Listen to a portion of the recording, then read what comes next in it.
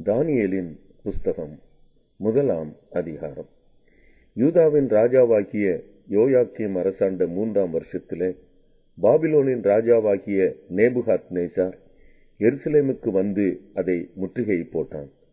அப்பொழுது ஆண்டவர் யூதாவின் ராஜாவாகிய யோயாக்கீமையும் தேவனுடைய ஆலயத்தின் பாத்திரங்களில் சிலவற்றையும் அவன் கையில் ஒப்புக் கொடுத்தார். அவன் அந்த பாத்திரங்களை சினேயார் தேசத்தில் உள்ள தன் தேவனுடைய கோவிலுக்கு கொண்டு போய் அவைகளை தன் தேவனுடைய பண்டசாலைக்குள் வைத்தான். அப்பொழுது இஸ்ரவேல் புத்திரருக்குள்ளே ராஜகுலத்தார்களிலும் துரைமக்களிலும் யாதொரு மாசும் இல்லாதவர்களும் அழகானவர்களும் சகல ஞானத்திலும் தேறினவர்களும் அறிவில் சிறந்தவர்களும் கல்வியில் நிபுணரும் ராஜாவின் அரண்மனையிலே சேவிக்க திறமை உள்ளவர்களுமாகிய சில வாலிபரை கொண்டு வரவும் அவர்களுக்கு கல்தேயரின் எழுத்தையும் பாஷையையும் கற்றுக் கொடுக்கவும் ராஜா தன் பிரதானிகளின் தலைவனாகிய அஸ்பெனாசுக்கு கற்பித்தான். ராஜா தான் உண்ணும் போஜனத்திலேயும் தான் குடிக்கும் திராட்சரசத்திலேயும் தினம் ஒரு பங்கை அவர்களுக்கு நியமித்து அவர்களை 3 வருஷம் வளர்க்கவும் அதன் முடிவிலே அவர்கள் ராஜாவுக்கு முன்பாக நிற்கும்படி செய்யவும் கட்டளையிட்டான். அவர்களுக்குள் யூதா புத்திரராகிய தானியேல், அனனியா, மிஷாவேல், அசரியா என்பவர்கள் இருந்தார்கள். பிரதானிகளின் தலைவன் தானியேலுக்கு பெல்தேஷாத்சார் என்றும், அனனியாவுக்கு சாத்ராக் என்றும், மிஷாவேலுக்கு மேஷாக் என்றும், அசரியாவுக்கு ஆபேத்நேகோ என்றும் மறு பெயரிட்டான். தானியேல் ராஜாவின் போஜனத்தினாலும் அவர் பானம் பண்ணும் திராட்சரசத்தினாலும் தன்னை தீட்டுப்படுத்தலாகாதென்று தன் இருதயத்தில் தீர்மானம் பண்ணிக்கொண்டு தன்னை தீட்டுப்படுத்தாதபடி பிரதானிகளின் தலைவனிடத்தில் வேண்டிக் கொண்டான். தேவன் தானியேலுக்கு பிரதானிகளின் தலைவனிடத்தில் தயவும் இரக்கமும் கிடைக்கும்படி செய்தார். பிரதானிகளின் தலைவன் தானியேலை நோக்கி, உங்களுக்கு போஜனத்தையும் பானத்தையும் குறித்திருக்கிற ராஜாவாகிய என் ஆண்டவனுக்கு நான் பயப்படுகிறேன். அவர்கள் உங்களோட ஒத்த வாலிபரின் முகங்களை பார்க்கிலும் உங்கள் முகங்கள் வாடி போனவைகளாக காண வேண்டியதென்ன? அதனால் ராஜா என்னை சிறைச்சேதம் பண்ணுவாரே என்றான்.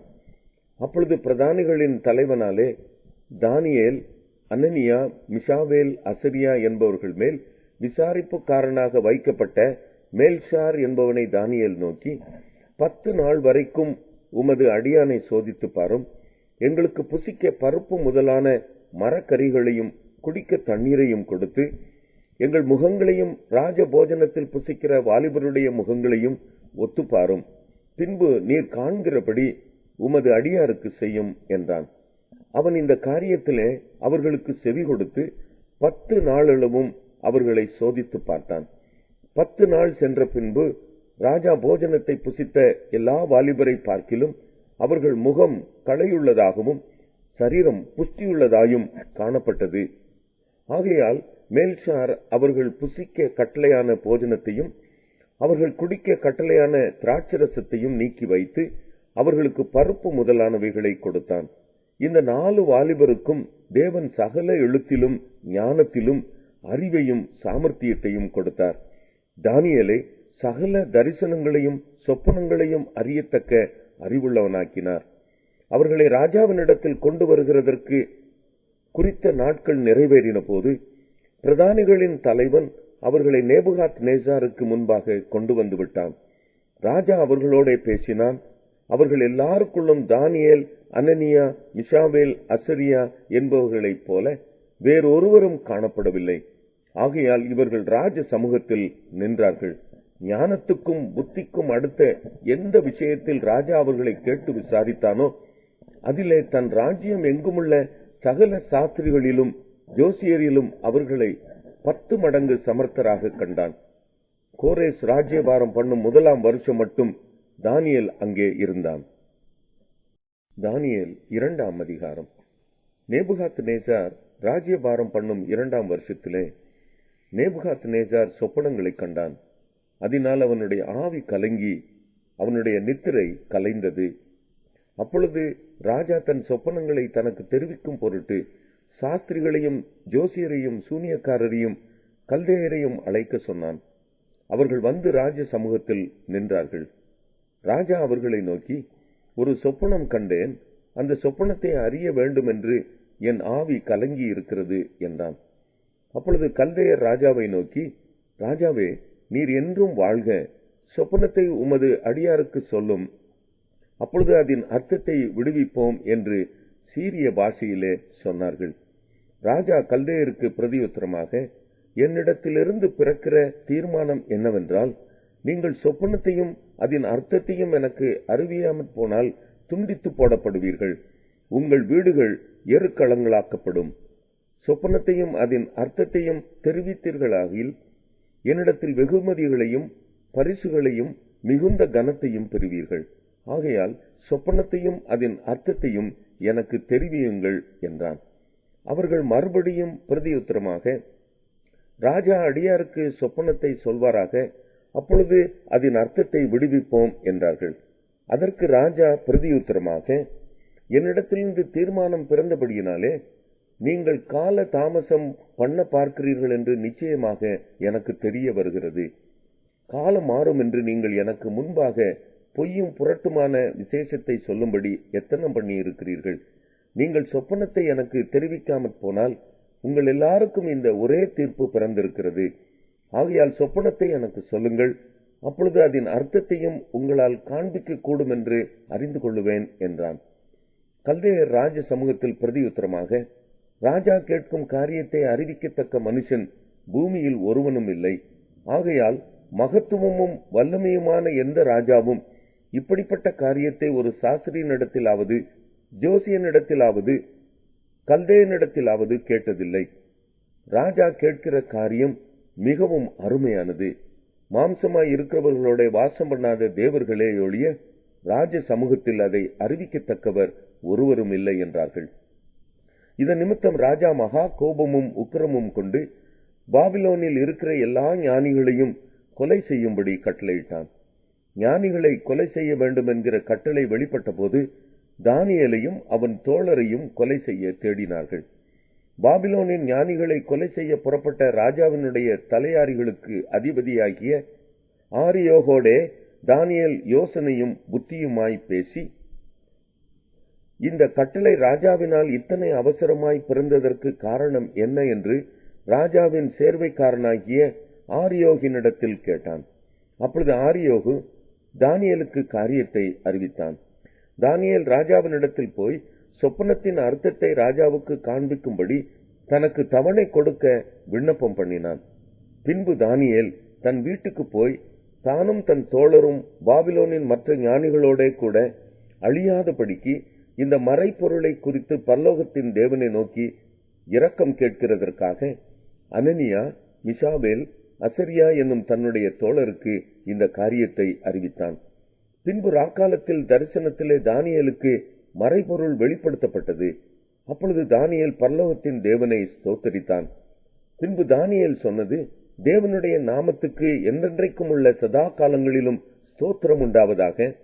ஞானமும் வல்லமையும் அவருக்கே உரியது. அவர் காலங்களையும் சமயங்களையும் மாற்றுகிறவர், ராஜாக்களை தள்ளி ராஜாக்களை ஏற்படுத்துகிறவர், ஞானிகளுக்கு ஞானத்தையும் அறிவாளிகளுக்கு அறிவையும் கொடுக்கிறவர். அவரே ஆழமும் மறைப்பொருளுமானதை வெளிப்படுத்துகிறவர். இருளில் இருக்கிறதை அவர் அறிவார், வெளிச்சம் அவரிடத்தில் தங்கும். என் பிதாக்களின் தேவனே, நீர் எனக்கு ஞானமும் வல்லமையும் கொடுத்து நாங்கள் உம்மிடத்தில் வேண்டிக் கொண்டதை இப்பொழுதே எனக்கு அறிவித்து ராஜாவின் காரியத்தை எங்களுக்கு தெரிவித்தபடியினால் உம்மை துதித்து புகழுகிறேன் என்றான். பின்பு தானியேல் பாபிலோனின் ஞானிகளை அழிக்க ராஜா கட்டளையிட்ட ஆரியோகினிடத்தில் போய், பாபிலோனின் ஞானிகளை அழிக்காதேயும், என்னை ராஜாவின் முன்பாக அழைத்துக் கொண்டு போம், ராஜாவுக்கு அர்த்தத்தை தெரிவிப்பேன் என்று சொன்னான். அப்பொழுது ஆரியோகு தானியேலை ராஜாவின் முன்பாக தீவிரமாய் அழைத்துக் கொண்டு போய், சிறைப்பட்டு வந்த யூதேயா தேசத்தாரில் ஒரு புருஷனை கண்டுபிடித்தேன், அவன் ராஜாவுக்கு அர்த்தத்தை தெரிவிப்பான் என்றான். ராஜா பெல்தேஷாத்சார் என்னும் நாமமுள்ள தானியேலை நோக்கி, நான் கண்ட சொப்பனத்தையும் அதன் அர்த்தத்தையும் நீ எனக்கு அறிவிக்க கூடுமா என்று கேட்டான். தானியேல் ராஜ சமூகத்தில் பிரதியுத்தரமாக, ராஜா கேட்கிற மறைபொருளை ராஜாவுக்கு தெரிவிக்க ஞானிகளாலும் ஜோசியராலும் சாஸ்திரிகளாலும் குறி சொல்லுகிறவர்களாலும் கூடாது. மறைப்பொருள்களை வெளிப்படுத்துகிற பரலோகத்தில் இருக்கிற தேவன் கடைசி நாட்களில் சம்பவிப்பதை ராஜாவாகிய நேபுகாத் நேசாருக்கு தெரிவித்திருக்கிறார். உம்முடைய சொப்பனமும் உமது படுக்கையின் மேல் உம்முடைய தலையில் உண்டான தரிசனங்களும் என்னவென்றால், ராஜாவே, உம்முடைய படுக்கையின் மேல் நீர் படுத்திருக்கையில் இனிமேல் சம்பவிக்க போகிறதென்ன என்கிற நினைவுகள் உமக்குள் எழும்பிற்று. அப்பொழுது மறைபொருள்களை வெளிப்படுத்துகிறவர் சம்பவிக்க போகிறதை உமக்கு தெரிவித்தார். உயிரோடு இருக்கிற எல்லாரை பார்க்கிலும் எனக்கு அதிக ஞானம் உண்டென்பதினாலே அல்ல, அர்த்தம் ராஜாவுக்கு தெரிய வரவும் உம்முடைய இருதயத்தின் நினைவுகளை நீர் அறியவும் இந்த மறைபொருள் எனக்கு வெளியாக்கப்பட்டது. ராஜாவே, நீர் ஒரு பெரிய சிலையை கண்டீர். அந்த பெரிய சிலை மிகுந்த பிரகாசமுள்ளதாயிருந்தது. அது உமக்கு எதிரே நின்றது. அதன் ரூபம் பயங்கரமாயிருந்தது. அந்த சிலையின் தலை பசும்பொன்னும், அதன் மார்பும் அதன் புயங்களும் வெள்ளியும், அதன் வயிறும் அதன் தொடையும் வெண்கலமும், அதன் கால்கள் இரும்பும், அதன் பாதங்கள் பாதி இரும்பும் பாதி களிமண்ணுமாயிருந்தது. நீர் பார்த்து கொண்டிருக்கும் போதே கைகளால் பெயர்க்கப்படாத ஒரு கல் பெயர்ந்து உருண்டு வந்தது. அது அந்த சிலையை இரும்பும் களிமண்ணுமாகிய அதன் பாதங்களில் மோதி அவைகளை நொறுக்கி போட்டது. அப்பொழுது அந்த இரும்பும் களிமண்ணும் வெண்கலமும் வெள்ளியும் பொன்னும் ஏகமாய் நொறுங்குண்டு கோடை காலத்தில் போரடிக்கிற களத்திலிருந்து பறந்து போகிற பதரை போல ஆயிற்று. அவைகளுக்கு ஒரு இடமும் கிடையாதபடி காற்று அவைகளை அடித்துக் கொண்டு போயிற்று. சிலையை மோதின கல்லோவென்றால் ஒரு பெரிய பர்வதமாகி பூமியை எல்லாம் நிரப்பிற்று. சொப்பனம் இதுதான். அதன் அர்த்தத்தையும் ராஜ சமூகத்தில் தெரிவிப்போம். ராஜாவே, நீ ராஜாதி ராஜாவாய் இருக்கிறீர். பரலோகத்தின் தேவன் உமக்கு ராஜரிகத்தையும் பராக்கிரமத்தையும் வல்லமையையும் மகிமையையும் அருளினார்.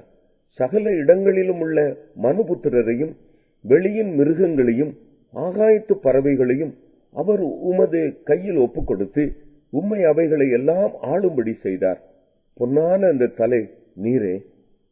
உமக்கு பிறகு உமக்கு கீழ்த்தரமான வேறொரு ராஜ்யம் தோன்றும். பின்பு பூமியை எல்லாம் ஆண்டுகொள்ளும் வெண்கலமான மூன்றாம் ராஜ்யம் ஒன்று எழும்பும். நாலாவது ராஜ்யம் இரும்பை போல உரமாயிருக்கும். இரும்பு எல்லாவற்றையும் எப்படி நொறுக்கி சின்ன பின்னமாக்குகிறதோ அப்படியே இது நொறுக்கி போடுகிற இரும்பை போல அவைகளை எல்லாம் நொறுக்கி தகர்த்து போடும். பாதங்களும் கால் விரல்களும் பாதி குயவனின் களிமண்ணும் பாதி இரும்புமாய் இருக்க நீர் கண்டீரே. அந்த ராஜ்யம் பிரிக்கப்படும். ஆகிலும் களிமண்ணோட இரும்பு கலந்திருக்க நீர் கண்டபடியே இரும்பினுடைய உறுதியில் கொஞ்சம் அதிலே இருக்கும். கால் விரல்கள் பாதி இரும்பும் பாதி களிமண்ணுமாய் இருந்தது என்னவென்றால், அந்த ராஜ்யம் ஒரு பங்கு உரமும் ஒரு பங்கு நெரிசலுமாயிருக்கும். நீர் இரும்பை களிமண்ணோட கலந்ததாக கண்டீரே. அவர்கள் மற்ற மனுஷரோட சம்பந்தம் கலப்பார்கள். ஆகிலும் இதோ களிமண்ணோட இரும்பு கலவாதது போல அவர்கள் ஒருவரோடொருவர் ஒட்டிக்கொள்ளாதிருப்பார்கள். அந்த ராஜாக்களின் நாட்களிலே பரலோகத்தின் தேவன் என்றைக்கும் அழியாத ஒரு ராஜ்யத்தை எழும்ப பண்ணுவார். அந்த ராஜ்யம் வேறே ஜனத்துக்கு விடப்படுவதில்லை. ஒரு கல் கையால் பெயர்க்கப்படாமல் மலையிலிருந்து பெயர்ந்து உருண்டு வந்து இரும்பையும் வெண்கலத்தையும் களிமண்ணையும் வெள்ளியையும் பொன்னையும் நொறுக்கினதை நீர் கண்டீரே. அப்படியே அது அந்த ராஜ்யங்களை எல்லாம் நொறுக்கி நிர்மூலமாக்கி தானோ என்றென்றைக்கும் நிற்கும். இனிமேல் சம்பவிக்க போகிறதை மகாதேவன் ராஜாவுக்கு தெரிவித்திருக்கிறார். சொப்பனமானது நிச்சயம், அதன் அர்த்தம் சத்தியம் என்றான். அப்பொழுது ராஜாவாகிய நேபுகாத் நேசார் முகங்குப்புற விழுந்து தானியேலை வணங்கி அவனுக்கு காணிக்கை செலுத்தவும் தூபம் காட்டவும் கட்டளையிட்டான். ராஜா தானியேலை நோக்கி, நீ இந்த மறைப்பொருளை வெளிப்படுத்தினபடியால் மெய்யாய் உங்கள் தேவன் தேவர்களுக்கு தேவனும் ராஜாக்களுக்கு ஆண்டவரும் மறைப்பொருள்களை வெளிப்படுத்துகிறவருமாய் இருக்கிறார் என்றான். பின்பு ராஜா தானியேலை பெரியவனாக்கி அவனுக்கு அநேகம் சிறந்த வெகுமதிகளை கொடுத்து அவனை பாபிலோன் மாகாணம் முழுவதுக்கும் அதிபதியாகவும் பாபிலோனில் உள்ள சகல ஞானிகளின் மேலும் பிரதான அதிகாரியாகவும் நியமித்தான். தானியேல் ராஜாவை வேண்டிக் கொண்டதின் பேரில் அவன் சாத்ராக்கையும் மேஷாக்கையும் ஆபேத்நேகோவையும் பாபிலோன் மாகாணத்து காரியங்களை விசாரிக்கும்படி வைத்தான். தானியேலோவென்றால் ராஜாவின் கொலுமண்டபத்தில் இருந்தான். தானியேல் 3ஆம் அதிகாரம். ராஜாவாகிய நேபுகாத் நேசார் 60 முழ உயரமும் 6 முழ அகலமுமான ஒரு பொற்சிலையை பண்ணுவித்து பாபிலோன் மாகாணத்தில் இருக்கிற தூரா என்னும் சமபூமியிலே நிறுத்தினான். பின்பு ராஜாவாகிய நேபுகாத்நேச்சார் தேசாதிபதிகளையும் அதிகாரிகளையும் தலைவரையும் நியாயாதிபதிகளையும் பொக்கிஷக்காரரையும் நீதி சாஸ்திரிகளையும் விசாரிப்புக்காரரையும் நாடுகளில் உள்ள உத்தியோகஸ்தர் யாவரையும் நேபுகாத்நேச்சார் ராஜா நிறுத்தின சிலையின் பிரதிஷ்டைக்கு வந்து சேரும்படி அழைத்து அனுப்பினான். அப்பொழுது தேசாதிபதிகளும் அதிகாரிகளும் தலைவரும் நியாயாதிபதிகளும் பொக்கிஷக்காரரும் நீதி சாஸ்திரிகளும் விசாரிப்புக்காரரும் நாடுகளில் உள்ள உத்தியோகஸ்தர் யாவரும் ராஜாவாகிய நேபுகாத்நேச்சார் நிறுத்தின சிலையின் பிரதிஷ்டைக்கு வந்து சேர்ந்து நேபுகாத்நேச்சார் நிறுத்தின சிலைக்கு எதிராக நின்றார்கள். கட்டியக்காரன் உரத்த சத்தமாய், சகல ஜனங்களும் ஜாதிகளும் பாஷைக்காரருமானவர்களே, உங்களுக்கு அறிவிக்கப்படுகிறது என்னவென்றால், எக்காளம், நாகசுரம், கிண்ணரம், வீணை, சுரமண்டலம், தம்புரு முதலான சகலவித கீதவாத்தியங்களின் சத்தத்தை நீங்கள் கேட்கும்போது நீங்கள் தாழ விழுந்து ராஜாவாகிய நேபுகாத்நேச்சார் நிறுத்தின பொற்சிலையை பணிந்து கொள்ள கடவீர்கள். எவனாகிலும் தாழ விழுந்து அதை பணிந்து கொள்ளாமற் போனால் அவன் அந்நேரமே எரிகிற அக்கினி சூளையின் நடுவிலே போடப்படுவான் என்றான்.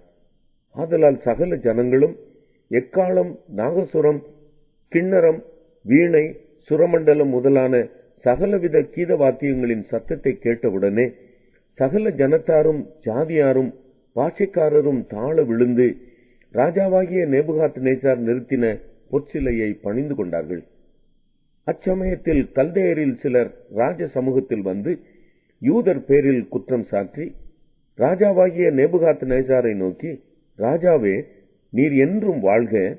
எக்காளம், நாகசுரம், கிண்ணரம், வீணை, சுரமண்டலம், தம்புரு முதலான சகலவித கீதவாத்தியங்களின் சத்தத்தையும் கேட்கிற எந்த மனுஷனும் தாழ விழுந்து பொற்சிலையை பணிந்து கொள்ள வேண்டும் என்றும், எவனாகிலும் தாழ விழுந்து பணிந்து கொள்ளாமற் போனால் அவன் எரிகிற அக்கினி சூளையின் நடுவிலே போடப்பட வேண்டும் என்றும் ராஜாவாகிய நீர் கட்டளையிட்டீரே. பாபிலோன் மாகாணத்தின் காரியங்களை விசாரிக்கும்படி நீர் ஏற்படுத்தின சாத்ராக், மேஷாக், ஆபேத்நேகோ எனும் யூதரான மனுஷர் இருக்கிறார்களே, அவர்கள் ராஜாவாகிய உம்மை மதிக்கவில்லை. அவர்கள் உம்முடைய தேவர்களுக்கு ஆராதனை செய்யாமலும் நீர் நிறுத்தின பொற்சிலையை பணிந்து கொள்ளாமலும் இருக்கிறார்கள் என்றார்கள். அப்பொழுது நேபுகாத்நேச்சார் உக்கிர கோபம் கொண்டு சாத்ராக்கையும் மேஷாக்கையும் ஆபேத்நேகோவையும் அழைத்துக் கொண்டு வரும்படி கட்டளையிட்டான். அவர்கள் அந்த புருஷரை ராஜாவின் சமூகத்தில் கொண்டு வந்து விட்டபோது நேபுகாத்நேச்சார் அவர்களை நோக்கி, சாத்ராக், மேஷாக், ஆபேத்நேகோ என்பவர்களே, நீங்கள் என் தேவர்களுக்கு ஆராதனை செய்யாமலும் நான் நிறுத்தின பொற்சிலையை பணிந்து கொள்ளாமலும் இருந்தது மெய்தானா? இப்பொழுதும் எக்காளம், நாகசுரம், கிண்ணரம், வீணை, சுரமண்டலம், தம்புரு முதலான சகலவித கீதவாத்தியங்களின் சத்தத்தையும் நீங்கள் கேட்கும்போது தாழ விழுந்து நான் பண்ணி வைத்த சிலையை பணிந்து கொள்ள ஆயத்தமாயிருந்தால் நல்லது. பணிந்து கொள்ளாதிருந்தீர்களாகில் அந்நேரமே எரிகிற அக்கினி சூளையின் நடுவிலே போடப்படுவீர்கள். உங்களை என் கைக்கு தப்புவிக்கப் போகிற தேவன் யார் என்றான். சாத்ராக், மேஷாக், ஆபேத்நேகோ என்பவர்கள் ராஜாவை நோக்கி, நேபுகாத்நேச்சாரே, இந்த காரியத்தை குறித்து உமக்கு உத்தரவு சொல்ல எங்களுக்கு அவசியமில்லை. நாங்கள் ஆராதிக்கிற எங்கள் தேவன் எங்களை தப்புவிக்க வல்லவராயிருக்கிறார். அவர் எரிகிற அக்கினி சூளைக்கும் ராஜாவாகிய உம்முடைய கைக்கும் நீங்களாக்கி விடுவிப்பார். விடுவிக்காமல் போனாலும் நாங்கள் உம்முடைய தேவர்களுக்கு ஆராதனை செய்வதும் இல்லை, நீர் நிறுத்தின பொற்சிலையை பணிந்து கொள்வதும் இல்லை என்கிறது ராஜாவாகிய உமக்கு தெரிந்திருக்க கடவது என்றார்கள். அப்பொழுது நேபுகாத்நேச்சாருக்கு கடும் கோபம் உண்டு. சாத்ராக், மேஷாக், ஆபேத்நேகோ என்பவர்களுக்கு விரோதமாய் அவனுடைய முகம் வேறுபட்டது. சூளையை சாதாரணமாய் சூடாக்குவதை பார்க்கிலும் 7 மடங்கு அதிகமாய் சூடாக்கும்படி உத்தரவு கொடுத்து சாத்ராக், மேஷாக், ஆபேத்நேகோ என்பவர்களை எரிகிற அக்கினி சூளையிலே போடுவதற்கு அவர்களை கட்டும்படி தன் இராணுவத்தில் பலசாலிகளாகிய புருஷருக்கு கட்டளையிட்டான். அப்பொழுது அவர்கள் தங்கள் சால்வைகளோடும் நிசார்களோடும் பாகைகளோடும் மற்ற வஸ்திரங்களோடும் கட்டப்பட்டு எரிகிற அக்கினி சூளையின் நடுவிலே போடப்பட்டார்கள். ராஜாவின் கட்டளை கடுமையாய் இருந்தபடியினாலும் சூளை மிகவும் சூடாக்கப்பட்டிருந்தபடியினாலும் அக்கினி ஜுவாலையானது சாத்ராக், மேஷாக், ஆபேத்நேகோ என்பவர்களை தூக்கி கொண்டு போன புருஷரை கொன்று போட்டது. சாத்ராக், மேஷாக், ஆபேத்நேகோ என்னும் அந்த 3 புருஷரும் கட்டுண்டவர்களாய் எரிகிற அக்கினி சூளையின் நடுவிலே விழுந்தார்கள். அப்பொழுது ராஜாவாகிய நேபுகாத்நேசார் பிரமித்து தீவிரமாய் எழுந்திருந்து தன் மந்திரிமார்களை நோக்கி, 3 புருஷரை அல்லவோ கட்டுண்டவர்களாக அக்கினியிலே போடுவித்தோம் என்றான். அவர்கள் ராஜாவுக்கு பிரதியுத்தரமாக, ஆம் ராஜாவே என்றார்கள். அதற்கு அவன், இதோ 4 பேர் விடுதலையாய் அக்கினியின் நடுவிலே உலாவுகிறதை காண்கிறேன். அவர்களுக்கு ஒரு சேதமும் இல்லை. 4ஆம் ஆளின் சாயல் தேவபுத்திரனுக்கு ஒப்பாயிருக்கிறது என்றான். அப்பொழுது நேபுகாத்நேசார் எரிகிற அக்கினி சூளையின் வாசலண்டைக்கு வந்து, உன்னதமான தேவனுடைய தாசராகிய சாத்ராக், மேஷாக், ஆபேத்நேகோ என்பவர்களே, நீங்கள் வெளியே வாருங்கள் என்றான். அப்பொழுது சாத்ராக், மேஷாக், ஆபேத்நேகோ என்பவர்கள் அக்கினியின் நடுவிலிருந்து வெளியே வந்தார்கள். தேசாதிபதிகளும் அதிகாரிகளும் தலைவரும் ராஜாவின் மந்திரிகளும் கூடி வந்து அந்த புருஷருடைய சரீரங்களின் மேல் அக்கினி பெலன் செய்யாமலும் அவர்களுடைய தலைமயிர் கருகாமலும் அவர்களுடைய சால்வைகள் சேதப்படாமலும் அக்கினியின் மனம் அவர்களிடத்தில் வீசாமலும் இருந்ததை கண்டார்கள். அப்பொழுது நேபுகாத்நேசார் வசனித்து, சாத்ராக், மேஷாக், ஆபேத்நேகோ என்பவர்களுடைய தேவனுக்கு ஸ்தோத்திரம். அவர்கள் தங்களுடைய தேவனை தவிர வேறொரு தேவனையும் சேவித்து பணியாமல் அவரையே நம்பி ராஜாவின் கட்டளையை தள்ளி தங்கள் சரீரங்களை ஒப்புக் கொடுத்ததினால் அவர் தமது தூதனை அனுப்பி தம்முடைய தாசரை விடுவித்தார். ஆதலால் சாத்ராக், மேஷாக், ஆபேத்நேகோ என்பவர்களுடைய தேவனுக்கு விரோதமாக தூஷண வார்த்தையை சொல்லுகிற எந்த ஜனத்தானும், எந்த ஜாதியானும், எந்த பாஷைக்காரனும் துண்டித்து போடப்படுவான். அவன் வீடு எருக்களமாக்கப்படும் என்று என்னாலே தீர்மானிக்கப்படுகிறது. இவ்விதமாய் ரட்சிக்கத்தக்க தேவன் வேறு ஒருவரும் இல்லை என்றான். பின்பு ராஜா சாத்ராக், மேஷாக், ஆபேத்நேகோ என்பவர்களை பாபிலோன் தேசத்திலே உயர்த்தினான். தானியேல் 4ஆம் அதிகாரம். ராஜாவாகிய நேபுகாத்நேசார் பூமி எங்கும் குடியிருக்கிற சகல ஜனத்தாருக்கும், ஜாதியாருக்கும், பாஷைக்காரருக்கும் எழுதுகிறது என்னவென்றால், உங்களுக்கு சமாதானம் பெருக கடவது. உன்னதமான தேவன் என்னிடத்தில் செய்த அடையாளங்களையும் அற்புதங்களையும் பிரசித்தப்படுத்துவது எனக்கு நன்மையாய் கண்டது. அவருடைய அடையாளங்கள் எவ்வளவு மகத்துவமும் அவருடைய அற்புதங்கள் எவ்வளவு வல்லமையுமாய் இருக்கிறது. அவருடைய ராஜ்யம் நித்திய ராஜ்யம், அவருடைய ஆளுகை தலைமுறை தலைமுறையாக நிற்கும். நேபுகாத்நேசாராகிய நான் என் வீட்டிலே சௌக்கியமுள்ளவனாய் இருந்து என் அரமனையிலே வாழ்ந்து கொண்டிருந்தேன். நான் ஒரு சொப்பனத்தை கண்டேன். அது எனக்கு திகிலை உண்டாக்கிற்று. என் படுக்கையின் மேல் எனக்குள் உண்டான நினைவுகளும் என் தலையில் தோன்றிய தரிசனங்களும் என்னை கலங்க பண்ணிற்று. ஆகையால் சொப்பனத்தின் அர்த்தத்தை எனக்கு தெரிவிக்கிறதற்காக பாபிலோன் ஞானிகளை எல்லாம் என்னிடத்தில் கொண்டு வரும்படி கட்டளையிட்டேன். அப்பொழுது சாஸ்திரிகளும் ஜோசியரும் கல்தேயரும் குறி சொல்லுகிறவர்களும் என்னிடத்திலே வந்தார்கள். சொப்பனத்தை நான் அவர்களுக்கு சொன்னேன். ஆனாலும் அதன் அர்த்தத்தை எனக்கு தெரிவிக்க மாட்டாமற் போனார்கள். கடைசியிலே என் தேவனுடைய நாமத்தின்படியே பெல்தேஷாத்சார் என்னும் பெயரிடப்பட்டு பரிசுத்த தேவர்களின் ஆவியை உடைய தானியேல் என்னிடத்தில் கொண்டு வரப்பட்டான்.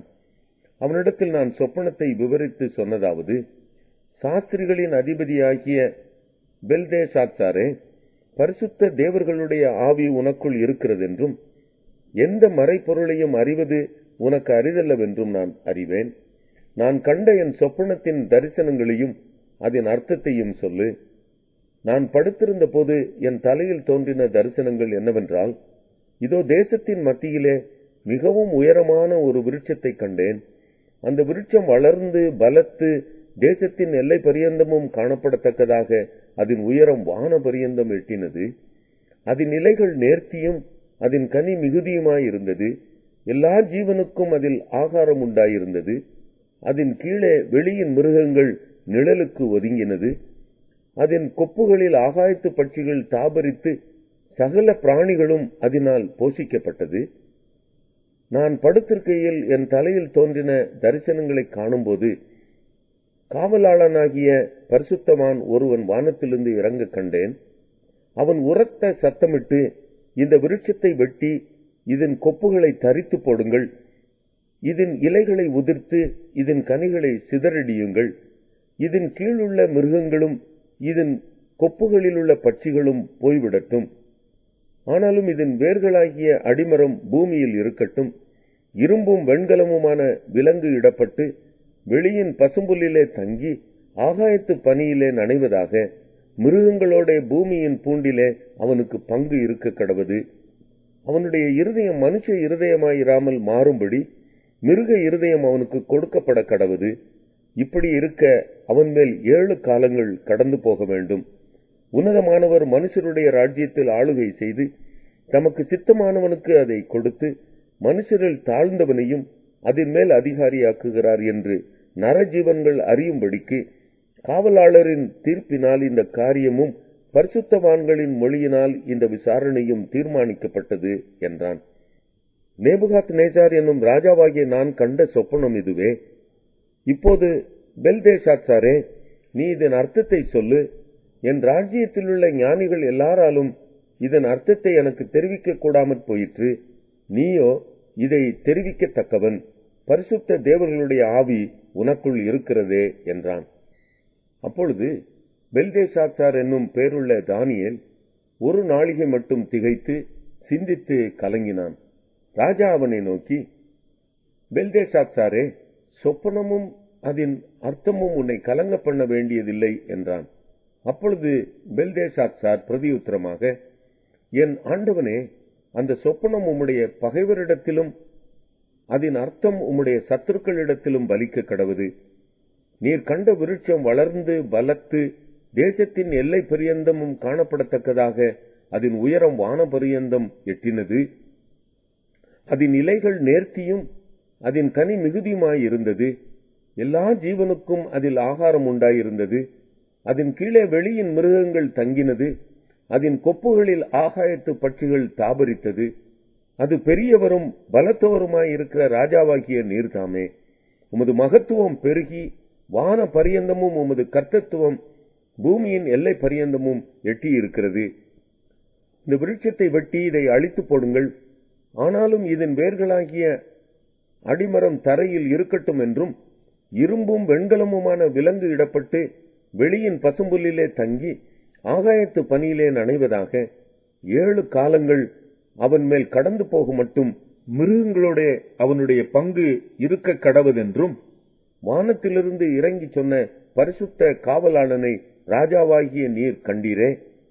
ராஜாவே, அதன் அர்த்தமும் ராஜாவாகிய என் ஆண்டவன் பேரில் வந்த உன்னதமானோருடைய தீர்மானமும் என்னவென்றால், மனுஷரினின்று நீர் தள்ளிவிடப்படுவீர், வெளியின் மிருகங்களோட சஞ்சரிப்பீர், மாடுகளைப் போல புல்லை மேய்ந்து ஆகாயத்து பனியிலே நனைவீர். உன்னதமானவர் மனுஷருடைய ராஜ்யத்தில் ஆளுகை செய்து தமக்கு சித்தமாய் இருக்கிறவனுக்கு அதை கொடுக்கிறார் என்பதை நீர் அறிந்து கொள்ளும் மட்டும் 7 காலங்கள் உம்முடைய பேரில் கடந்து போக வேண்டும். ஆனாலும் விருட்சத்தின் வேர்களாகிய அடிமரம் தரையில் இருக்கட்டும் என்று சொல்லப்பட்டது என்னவென்றால், நீர் பரம அதிகாரத்தை அறிந்த பின் ராஜ்யம் உமக்கு நிலை நிற்கும். ஆகையால் ராஜாவே, நான் சொல்லும் ஆலோசனையை நீர் அங்கீகரித்துக் கொண்டு நீதியை செய்து உமது பாவங்களையும் சிறுமையானவர்களுக்கு இறங்கி உமது அக்கிரமங்களையும் அகற்றிவிடும். அப்பொழுது உம்முடைய வாழ்வு நீடித்திருக்கலாம் என்றான். இதெல்லாம் ராஜாவாகிய நேபுகாத்நேச்சாரின் மேல் வந்தது. 12 மாதம் சென்ற பின்பு ராஜா பாபிலோன் ராஜ்யத்தின் அரமனை மேல் உலாவிக் கொண்டிருக்கும் போது, இது என் வல்லமையின் பராக்கிரமத்தினால் என் மகிமை பிரதாபத்திற்கென்று ராஜ்யத்துக்கு அரமனையாக நான் கட்டின மகா பாபிலோன் அல்லவா என்று சொன்னான். இந்த வார்த்தை ராஜாவின் வாயில் இருக்கும் போதே வானத்திலிருந்து ஒரு சத்தம் உண்டாகி, ராஜாவாகிய நேபுகாத்நேச்சாரே, ராஜ்யபாரம் உன்னை விட்டு நீங்கிற்று. மனுஷரினின்று தள்ளப்படுவாய், வெளியின் மிருகங்களோடு சஞ்சரிப்பாய், மாடுகளைப் போல புல் மேய்வாய். இப்படியே உன்னதமானவர் மனுஷருடைய ராஜ்யத்தில் ஆளுகை செய்து தமக்கு சித்தமாய் இருக்கிறவனுக்கு அதை கொடுக்கிறார் என்பதை நீ அறிந்து கொள்ளும் மட்டும் 7 காலங்கள் உன்மேல் கடந்து போகும் என்று உனக்கு சொல்லப்படுகிறது என்று விளம்பினது. அந்நேரமே இந்த வார்த்தை நேபுகாத்நேச்சாரிடத்தில் நிறைவேறிற்று. அவன் மனுஷரென்று தள்ளப்பட்டு மாடுகளைப் போல புல் மேய்ந்தான். அவனுடைய தலைமயிர் கழுகுகளுடைய இறகுகளைப் போலவும் அவனுடைய நகங்கள் பட்சிகளுடைய நகங்களைப் போலவும் வளரும் மட்டும் அவன் சரீரம் ஆகாயத்து பனியிலே நனைந்தது. அந்த நாட்கள் சென்ற பின்பு நேபுகாத்நேச்சாராகிய நான் என் கண்களை வானத்துக்கு ஏறெடுத்தேன். என் புத்தி எனக்கு திரும்பி வந்தது. அப்பொழுது நான் உன்னதமானவரை ஸ்தோத்தரித்து என்றென்றைக்கும் ஜீவித்திருக்கிறவரை புகழ்ந்து மகிமைப்படுத்தினேன். அவருடைய கர்த்தத்துவமே நித்திய கர்த்தத்துவம், அவருடைய ராஜ்யமே தலைமுறை தலைமுறையாக நிற்கும். பூமியின் குடிகள் எல்லாம் ஒன்றுமில்லை என்று எண்ணப்படுவார்கள். அவர் தமது சித்தத்தின்படியே வானத்தின் சேனையையும் பூமியின் குடிகளையும் நடத்துகிறார். அவருடைய கையை தடுத்து அவரை நோக்கி என்ன செய்கிறீர் என்று சொல்லத்தக்கவன் ஒருவனும் இல்லை என்றேன். அவ்வேளையில் என் புத்தி எனக்கு திரும்பி வந்தது. என் ராஜ்ய பாரத்தின் மேன்மைக்காக என் மகிமையும் என் முகக்களையும் எனக்கு திரும்பி வந்தது. என் மந்திரிமாரும் என் பிரபுக்களும் என்னை தேடி வந்தார்கள். என் ராஜ்யத்திலே நான் ஸ்திரப்படுத்தப்பட்டேன். அதிக மகத்துவமும் எனக்கு கிடைத்தது. ஆகையால் நேபுகாத்நேச்சாராகிய நான் பரலோகத்தின் ராஜாவை புகழ்ந்து உயர்த்தி மகிமைப்படுத்துகிறேன். அவருடைய கிரியைகள் எல்லாம் சத்தியமும் அவருடைய வழிகள் நியாயமுமானவைகள். அகந்தையாய் நடக்கிறவர்களை தாழ்த்த அவராலே ஆகும் என்று எழுதினான். தானியேல் 5ஆம் அதிகாரம். பெல்ஷாத்சார் என்னும் ராஜா தன் பிரபுக்களில் 1000 பேருக்கு ஒரு பெரிய விருந்து செய்து அந்த 1000 பேருக்கு முன்பாக திராட்சரசம் குடித்தான். பெல்ஷாத்சார் திராட்சரசத்தை ருசித்துக் கொண்டிருக்கையில் அவன் தன் தகப்பனாகிய நேபுகாத்நேச்சார் எருசலேம் தேவாலயத்திலிருந்து கொண்டு வந்த பொன் வெள்ளி பாத்திரங்களில் ராஜாவாகிய தானும் தன் பிரபுக்களும் தன் மனைவிகளும் தன் வைப்பாட்டிகளும் குடிக்கிறதற்காக அவைகளை கொண்டு வரும்படி கட்டளையிட்டான். அப்பொழுது எருசலேமில் உள்ள தேவனுடைய வீடாகிய ஆலயத்திலிருந்து எடுக்கப்பட்ட பொற்பாத்திரங்களை கொண்டு வந்தார்கள். அவைகளில் ராஜாவும் அவனுடைய பிரபுக்களும் அவனுடைய மனைவிகளும் அவனுடைய வைப்பாட்டிகளும் குடித்தார்கள். அவர்கள் திராட்சரசம் குடித்து பொன்னும் வெள்ளியும் வெண்கலமும் இரும்பும் மரமும் கல்லும் ஆகிய தேவர்களை புகழ்ந்தார்கள். அந்நேரத்திலே மனுஷ கைவிரல்கள் தோன்றி விளக்குகள் எதிராக ராஜ அரமனையின் சாந்து பூசப்பட்ட சுவரிலே எழுதிற்று. எழுதின அந்த கையிருப்பை ராஜா கண்டான். அப்பொழுது ராஜாவின் முகம் வேறுபட்டது. அவனுடைய நினைவுகள் அவனை கலங்க பண்ணினது. அவனுடைய இடுப்பின் கட்டுகள் தளர்ந்தது. அவனுடைய முழங்கால்கள் ஒன்றோடொன்று மோதிக்கொண்டது. ராஜா உரத்த சத்தமிட்டு ஜோசியரையும் கல்தேயரையும் குறி சொல்லுகிறவர்களையும் உள்ளே அழைத்து வரும்படி சொன்னான். ராஜா பாபிலோன் ஞானிகளை நோக்கி, இந்த எழுத்தை வாசித்து இதன் அர்த்தத்தை எனக்கு வெளிப்படுத்துகிறவன் எவனோ அவன் இரத்தாம்பரமும் கழுத்திலே பொற்சரப்பணியும் தரிக்கப்பட்டு ராஜ்யத்திலே 3ஆம் அதிபதியாய் இருப்பான் என்று சொன்னான். அப்பொழுது ராஜாவின் ஞானிகள் எல்லாரும் வந்து சேர்ந்தார்கள்.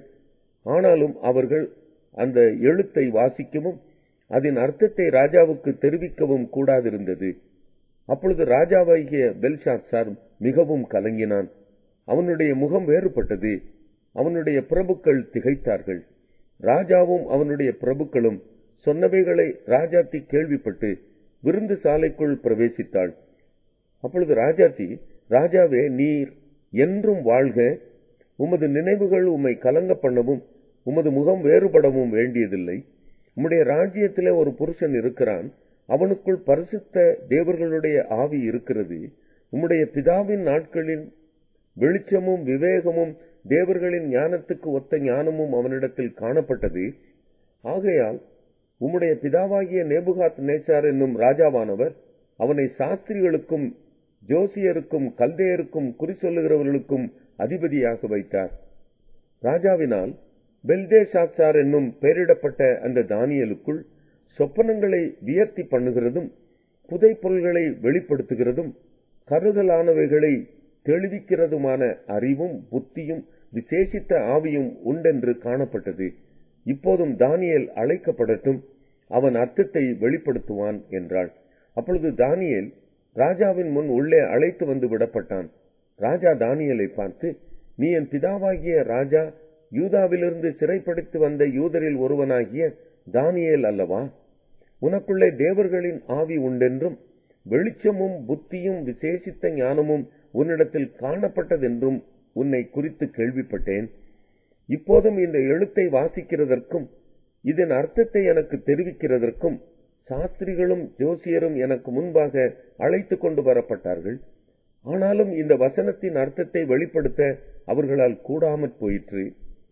பொருளை வெளிப்படுத்தவும் கருகலானவைகளை தெளிவிக்கவும் உன்னாலே கூடும் என்று உன்னை குறித்து கேள்விப்பட்டேன்.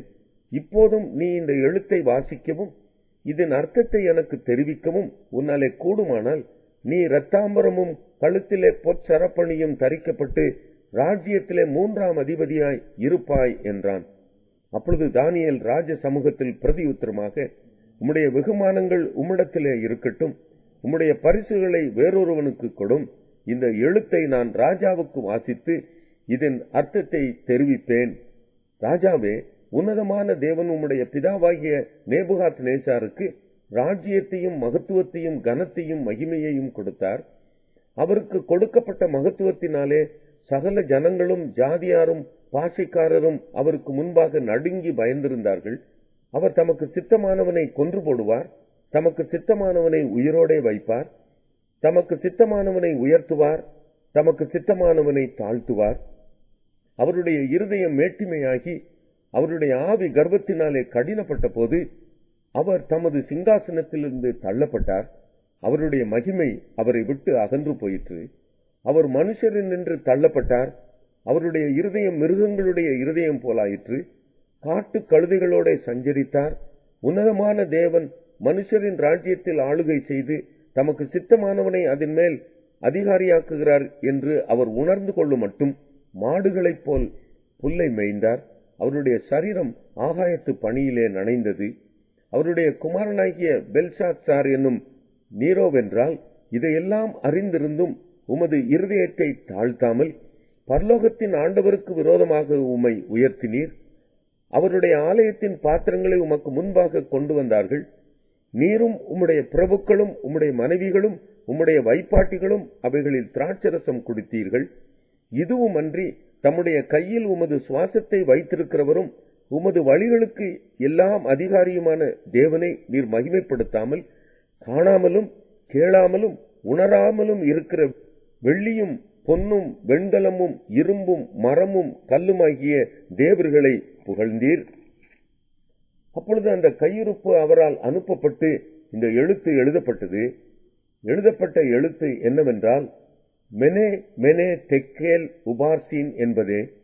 இந்த வசனத்தின் அர்த்தமாவது, மெனே என்பதற்கு தேவன் உன் ராஜ்யத்தை மட்டிட்டு அதற்கு முடிவுண்டாக்கினார் என்றும், தெக்கேல் என்பதற்கு நீ தராசிலே நெருக்கப்பட்டு குறைய காணப்பட்டாய் என்றும், பெரேஸ் என்பதற்கு உன் ராஜ்யம் பிரிக்கப்பட்டு மேதியருக்கும் பெர்சியருக்கும் கொடுக்கப்பட்டது என்றும் அர்த்தமாம் என்றான்.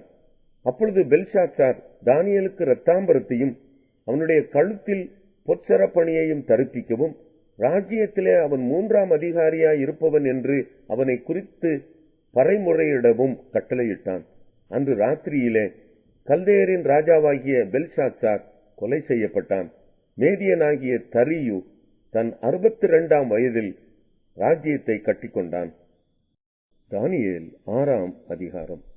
ராஜ்யம் முழுவதையும் ஆளும்படிக்கு தன் ராஜ்யத்தின் மேல் 120 தேசாதிபதிகளையும் ராஜாவுக்கு நஷ்டம் வராதபடிக்கு அந்த தேசாதிபதிகள் கணக்கு ஒப்புவிக்கிறதற்காக அவர்களுக்கு மேலாக 3 பிரதானிகளையும் ஏற்படுத்துவது தரியுவுக்கு நலமென்று கண்டது. இவர்களில் தானியேல் ஒருவனாயிருந்தான். இப்படி இருக்கையில் தானியேல் பிரதானிகளுக்கும் தேசாதிபதிகளுக்கும் மேற்பட்டவனாயிருந்தான். தானியேலுக்குள் விசேஷித்த ஆவி இருந்தமையால் அவனை ராஜ்யம் முழுமைக்கும் அதிகாரியாக ஏற்படுத்த ராஜா நினைத்தான். அப்பொழுது பிரதானிகளும் தேசாதிபதிகளும் ராஜ்யத்தின் விசாரிப்பிலே தானியேலை குற்றப்படுத்தும்படி முகாந்திரம் தேடினார்கள். ஆனாலும் ஒரு முகாந்திரத்தையும் குற்றத்தையும் கண்டுபிடிக்க அவர்களால் கூடாதிருந்தது. அவன் உண்மை உள்ளவனாய் இருந்தபடியால் அவன் மேல் சுமத்த யாதொரு குற்றமும் குறைவும் காணப்படவில்லை. அப்பொழுது அந்த மனுஷர், நாம் இந்த தானியேலை அவனுடைய தேவனை பற்றிய வேத விஷயத்திலே குற்றப்படுத்தும் முகாந்திரத்தை கண்டுபிடித்தால் ஒழிய அவனை வேறொன்றிலும் குற்றப்படுத்தும் முகாந்திரத்தை கண்டுபிடிக்க கூடாது என்றார்கள். பின்பு அந்த பிரதானிகளும் தேசாதிபதிகளும் கூட்டம் கூடி ராஜாவினிடத்தில் போய் அவனை நோக்கி, தரியு ராஜாவே, நீர் என்றும் வாழ்க. எவனாகிலும் 30 நாள் வரையில் ராஜாவாகிய உம்மை தவிர எந்த தேவனையானாலும் மனுஷனையானாலும் நோக்கி யாதொரு காரியத்தை குறித்து விண்ணப்பம் பண்ணினால் அவன் சிங்கங்களின் கெபியிலே போடப்பட ராஜா கட்டளை பிறப்பித்து உறுதியான தாக்கீது செய்ய வேண்டுமென்று ராஜ்யத்தினுடைய எல்லா பிரதானிகளும் தேசாதிபதிகளும் பிரபுக்களும் மந்திரிமார்களும் தலைவர்களும் ஆலோசனை பண்ணி கொண்டிருக்கிறார்கள். ஆதலால் இப்போதும் ராஜாவே, மேதியருக்கும் பெர்சியருக்கும் இருக்கிற மாறாத பிரமாணத்தின்படியே அந்த தாக்கீது மாற்றப்படாதபடி நீர் அதை கட்டளையிட்டு அதற்கு கையெழுத்து வைக்க வேண்டும் என்றார்கள். அப்படியே ராஜாவாகிய தரியு அந்த கட்டளை பத்திரத்துக்கு கையெழுத்து வைத்தான். தானியேலோ வென்றால் அந்த பத்திரத்துக்கு கையெழுத்து வைக்கப்பட்டதென்று அறிந்த போதிலும் தன் வீட்டுக்குள்ளே போய் தன் மேல் அறையிலே எருசலேமுக்கு நேராக பலகணிகள் திறந்திருக்க அங்கே தான் முன் செய்து வந்தபடியே தினம் 3 வேளையும் தன் தேவனுக்கு முன்பாக முழங்காற்படியிட்டு ஜெபம் பண்ணி ஸ்தோத்திரம் செலுத்தினான். அப்பொழுது அந்த மனுஷர் கூட்டம் கூடி தானியேல் தன் தேவனுக்கு முன்பாக ஜெபம் பண்ணி விண்ணப்பம் செய்கிறதை கண்டார்கள். பின்பு அவர்கள் ராஜாவுக்கு முன்பாக வந்து, ராஜாவின் தாக்கீதை குறித்து எந்த மனுஷனாகிலும் 30 நாள் வரையில் ராஜாவாகிய உம்மை தவிர எந்த தேவனையானாலும் மனுஷனையானாலும் நோக்கி யாதொரு காரியத்தை குறித்து விண்ணப்பம் பண்ணினால் அவன் சிங்கங்களின் கெபியிலே போடப்பட வேண்டும் என்று நீர் கட்டளை பத்திரத்தில் கையெழுத்து வைத்தீர் அல்லவா என்றார்கள். அதற்கு ராஜா, அந்த காரியம் மேதியருக்கும் பெர்சியருக்கும் இருக்கிற மாறாத பிரமாணத்தின்படி உறுதியாக்கப்பட்டதே என்றான். அப்பொழுது அவர்கள் ராஜாவை நோக்கி, சிறைபிடிக்கப்பட்ட யூதேயா தேசத்தின் புத்திரரில் தானியேல் என்பவன் உம்மையும் நீர் கையெழுத்து வைத்துக் கொடுத்த கட்டளையையும் மதியாமல் தினம் 3 வேளையும் தான் பண்ணும் விண்ணப்பத்தை பண்ணுகிறான் என்றார்கள். ராஜா இந்த வார்த்தைகளை கேட்டபோது தன்னில் மிகவும் சஞ்சலப்பட்டு தானியேலை காப்பாற்றும்படிக்கு அவன் பேரில் தன் மனதை வைத்து அவனை தப்புவிக்கிறதற்காக சூரியன் அஸ்தமிக்கு மட்டும் பிரயாசப்பட்டுக் கொண்டிருந்தான். அப்பொழுது அந்த மனுஷர் ராஜாவினிடத்தில் கூட்டமாய் வந்து, ராஜா கட்டளையிட்ட எந்த தாக்கீதும் கட்டளையும் மாற்றப்படக்கூடாது என்பது மேதியருக்கும் பெர்சியருக்கும் பிரமாணமாய் இருக்கிறது என்று அறிவீராக என்றார்கள். அப்பொழுது ராஜா கட்டளையிட அவர்கள் தானியேலை கொண்டு வந்து அவனை சிங்கங்களின் கெபியிலே போட்டார்கள். ராஜா தானியேலை நோக்கி, நீ இடைவிடாமல் ஆராதிக்கிற உன் தேவன் உன்னை தப்புவிப்பார் என்றான். ஒரு கல் கெபியினுடைய வாசலின் மேல் கொண்டு வந்து வைக்கப்பட்டது. தானியேலை பற்றி தீர்மானம் மாற்றப்படாதபடிக்கு ராஜா தன் மோதிரத்தினாலும் தன் பிரபுக்களின் மோதிரத்தினாலும் அதன் மேல் முத்திரை போட்டான். பின்பு ராஜா தன் அரமனைக்கு போய் இரா முழுவதும் போஜனம் பண்ணாமலும் கீத வாத்தியம் முதலானவைகளை தனக்கு முன்பாக வரவொட்டாமலும் இருந்தான். அவனுக்கு நித்திரையும் வராமற் போயிற்று. காலமே கிழக்கு வெளுக்கும் போது ராஜா எழுந்திருந்து சிங்கங்களின் கெபிக்கு தீவிரமாய் போனான். ராஜா கெபியின் கிட்ட வந்தபோது துயர சத்தமாய் தானியேலை கூப்பிட்டு, தானியேலே, ஜீவனுள்ள தேவனுடைய தாசனே, நீ இடைவிடாமல் ஆராதிக்கிற உன் தேவன் உன்னை சிங்கங்களுக்கு தப்புவிக்க வல்லவராய் இருந்தாரா என்று தானியேலை கேட்டான். அப்பொழுது தானியேல், ராஜாவே, நீர் என்றும் வாழ்க. சிங்கங்கள் என்னை சேதப்படுத்தாதபடிக்கு தேவன் தம்முடைய தூதனை அனுப்பி அவைகளின் வாயை கட்டி போட்டார். அதேனென்றால் அவருக்கு முன்பாக நான் குற்றமற்றவனாய் காணப்பட்டேன். ராஜாவாகிய உமக்கு முன்பாகவும் நான் நீதிகேடு செய்ததில்லை என்றான். அப்பொழுது ராஜா தன்னில் மிகவும் சந்தோஷப்பட்டு தானியேலை கெபியிலிருந்து தூக்கிவிடச் சொன்னான். அப்படியே தானியேல் கெபியிலிருந்து தூக்கிவிடப்பட்டான். அவன் தன் தேவன் பேரில் விசுவாசித்திருந்தபடியால் அவனில் ஒரு சேதமும் காணப்படவில்லை. தானியேலின் மேல் குற்றம் சாட்டின மனுஷரையோவென்றால் ராஜா கொண்டு வரச் சொன்னான். அவர்களையும் அவர்கள் குமாரரையும் அவர்கள் மனைவிகளையும் சிங்கங்களின் கெபியிலே போட்டார்கள். அவர்கள் கெபியின் அடியிலே சேரும் முன்னே சிங்கங்கள் அவர்கள் மேல் பாய்ந்து அவர்கள் எலும்புகளை எல்லாம் நொறுக்கி போட்டது. பின்பு ராஜாவாகிய தரியு தேசமெங்கும் குடியிருக்கிற எல்லா ஜனங்களுக்கும் ஜாதியாருக்கும் பாஷைக்காரருக்கும் எழுதினது என்னவென்றால், உங்களுக்கு சமாதானம் பெருக கடவது. என் ராஜ்யத்தின் ஆளுகைக்குள் எங்கும் உள்ளவர்கள் யாவரும் தானியேலின் தேவனுக்கு முன்பாக நடுங்கி பயப்பட வேண்டும் என்று என்னாலே தீர்மானம் பண்ணப்படுகிறது.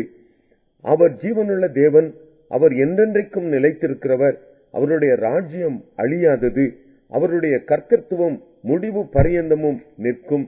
தானியேலை சிங்கங்களின் கைக்கு தப்புவித்த அவரே தப்புவிக்கிறவரும் ரட்சிக்கிறவரும் வானத்திலும் பூமியிலும் அடையாளங்களையும் அற்புதங்களையும் செய்கிறவருமாய் இருக்கிறார் என்று எழுதினான். தரியுவின் ராஜ்யபார காலத்திலும் பெர்சியனாகிய கோரேசனுடைய ராஜ்யபார காலத்திலும் தானியேலின் காரியம் ஜெயமாயிருந்தது. தானியேல் 7ஆம் அதிகாரம். பாபிலோன் ராஜாவாகிய பெல்ஷாத்சாரின் 1ஆம் வருஷத்திலே தானியேல் ஒரு சொப்பனத்தையும் தன் படுக்கையின் மேல் தன் தலையில் தோன்றின தரிசனங்களையும் கண்டான். பின்பு அவன் அந்த சொப்பனத்தை எழுதி காரியங்களின் தொகையை விவரித்தான். தானியேல் சொன்னது, ராத்திரி காலத்தில் எனக்கு உண்டான தரிசனத்திலே நான் கண்டது என்னவென்றால், இதோ வானத்தின் 4 காற்றுகளும் பெரிய சமுத்திரத்தின் மேல் அடித்தது. அப்பொழுது வெவ்வேறு ரூபமுள்ள 4 பெரிய மிருகங்கள் சமுத்திரத்திலிருந்து எழும்பின. முந்தினது சிங்கத்தைப் போல இருந்தது, அதற்கு கழுகின் செட்டைகள் உண்டாயிருந்தது. நான் பார்த்து கொண்டு இருக்கையில் அதன் இறகுகள் பிடுங்கப்பட்டது. அது தரையிலிருந்து எடுக்கப்பட்டு மனுஷனைப் போல 2 காலின் மேல் நிமிர்ந்து நிற்கும்படி செய்யப்பட்டது. மனுஷ இருதயம் அதற்கு கொடுக்கப்பட்டது. பின்பு கரடிக்கு ஒப்பாகிய வேற 2ஆம் மிருகத்தை கண்டேன். அது ஒரு பக்கமாய் சாய்ந்து நின்று தன் வாயின் பற்களுக்குள்ளே 3 விலா விளிம்புகளை கவ்விக்கொண்டிருந்தது. எழும்பி வெகு மாம்சம் தின்னென்று அதற்கு சொல்லப்பட்டது. அதன் பின்பு சிவிங்கியைப் போலிருக்கிற வேறொரு மிருகத்தை கண்டேன். அதன் முதுகின் மேல் பட்சியின் செட்டைகள் 4 இருந்தது. அந்த மிருகத்துக்கு 4 தலைகளும் உண்டாயிருந்தது. அதற்கு ஆளுகை அளிக்கப்பட்டது. அதற்கு பின்பு இராத்தரிசனங்களில் 4ஆம் மிருகத்தை கண்டேன். அது கெடியும் பயங்கரமும் மகா பலத்ததுமாயிருந்தது. அதற்கு பெரிய இருப்பு பற்கள் இருந்தது. அது நொறுக்கி பட்சித்து மீதியானதை தன் கால்களால் மிதித்து போட்டது. அது தனக்கு முன்னிருந்த எல்லா மிருகங்களை பார்க்கிலும் வேற்றுருவமாயிருந்தது. அதற்கு 10 கொம்புகள் இருந்தது. அந்த கொம்புகளை நான் கவனித்திருக்கையில், இதோ அவைகளுக்கு இடையிலே வேறொரு சின்ன கொம்பு எழும்பிற்று. அதற்கு முன்பாக முந்தின கொம்புகளில் 3 பிடுங்கப்பட்டது. இதோ அந்த கொம்பிலே மனுஷ கண்களுக்கு ஒப்பான கண்களும் பெருமையானவைகளை பேசும் வாயும் இருந்தது. நான் பார்த்து கொண்டிருக்கையில் சிங்காசனங்கள் வைக்கப்பட்டது. நீண்ட ஆயுசுள்ளவர் வீற்றிருந்தார். அவருடைய வஸ்திரம் உறைந்த மழையைப் போலவும் அவருடைய சிரசின் மயிர் வெண்மையாகவும் பஞ்சை போல துப்புரவாகவும் இருந்தது. அவருடைய சிங்காசனம் அக்கினி ஜுவாலையும் அதன் சக்கரங்கள் எரிகிற நெருப்புமாயிருந்தது. அக்கினி நதி அவர் சந்நிதியிலிருந்து புறப்பட்டு ஓடினது. 1000 பேர் அவரை சேவித்தார்கள். கோடா கோடி பேர் அவருக்கு முன்பாக நின்றார்கள். நியாய சங்கம் உட்கார்ந்தது. புஸ்தகங்கள் திறக்கப்பட்டது. அப்பொழுது நான் பார்த்தேன். நான் பார்த்து கொண்டு இருக்கையில் அந்த கொம்பு பெருமையான பேச்சுகளை பேசினது நிமித்தம் அந்த மிருகம் கொலை செய்யப்பட்டது. அதன் உடல் அழிக்கப்பட்டு எரிகிற அக்கினிக்கு ஒப்புக் கொடுக்கப்பட்டது. மற்ற மிருகங்களுடைய ஆளுகையோவென்றால் அவைகளை விட்டு நீக்கப்பட்டது.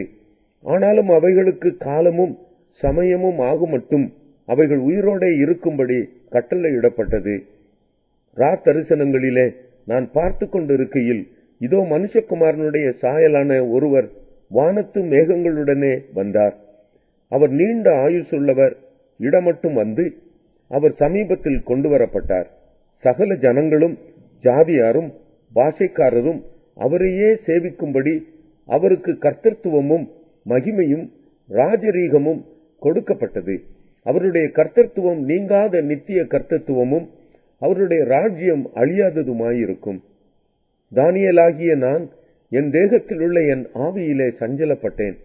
என் தலையில் தோன்றின தரிசனங்கள் என்னை கலங்க பண்ணினது. சமீபத்தில் நிற்கிறவர்களில் ஒருவனிடத்தில் நான் போய் இதன் பொருள் எல்லாவற்றையும் எனக்கு சொல்லும்படி அவனை வேண்டிக் கொண்டேன். அவன் அந்த காரியங்களின் அர்த்தத்தை எனக்கு அறிவித்து சொன்னது என்னவென்றால், அந்த 4 பெரிய மிருகங்களும் பூமியிலிருந்து எழும்புகிற 4 ராஜாக்கள். ஆனாலும் உன்னதமானவருடைய பரிசுத்தவான்கள் ராஜரீகத்தை பெற்று என்றென்றைக்கும் உள்ள சதா காலங்களிலும் ராஜ்யத்தை சுதந்திரித்துக் கொள்ளுவார்கள் என்றான். அப்பொழுது மற்றவைகளை எல்லாம் பார்க்கிலும் வேற்றுருவும் கெடிமுள்ளதுமாய் இருப்பு பற்களும் வெண்கல நகங்களும் உடையதாய் நொறுக்கி பட்சித்து மீதியானதை தன் கால்களால் மிதித்து போட்டதுமாயிருந்த 4ஆம் மிருகத்தை குறித்தும் அதன் தலை மேலுள்ள 10 கொம்புகளை குறித்தும் தனக்கு முன்பாக 3 கொம்புகள் விழுந்து போக எழும்பினதுமாய் கண்களையும் பெருமையானவைகளை பேசும் வாயையும் உடையதுமாய் மற்றவைகளை பார்க்கிலும் பருமனாக தோன்றினதுமாயிருந்த அந்த வேறே கொம்பை குறித்து அவற்றின் பொருளை அறிய மனதாயிருந்தேன். நீண்ட ஆயுசுள்ளவர் வருமட்டாகவும் நியாய விசாரிப்பு உன்னதமானவருடைய பரிசுத்தவான்களுக்கு கொடுக்கப்பட்டு பரிசுத்தவான்கள் ராஜ்யத்தை சுதந்திரித்துக் கொள்ளும் காலம் வருமட்டாகவும் இந்த கொம்பு பரிசுத்தவான்களுடைய யுத்தம் பண்ணி அவர்களை மேற்கொண்டது என்று கண்டேன்.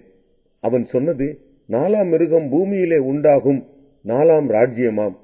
அது எல்லா ராஜ்யங்களை பார்க்கிலும் வேறாயிருந்து பூமியை எல்லாம் பட்சித்து அதை மிதித்து அதை நொறுக்கி போடும்.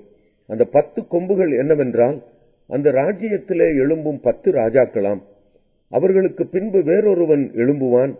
அவன் முந்தினவர்களை பார்க்கிலும் வேறாயிருந்து 3 ராஜாக்களை தாழ்த்தி போட்டு உன்னதமானவருக்கு விரோதமாக வார்த்தைகளை பேசி உன்னதமானவருடைய பரிசுத்தவான்களை ஒடுக்கி காலங்களையும் பிரமாணங்களையும் மாற்ற நினைப்பான்.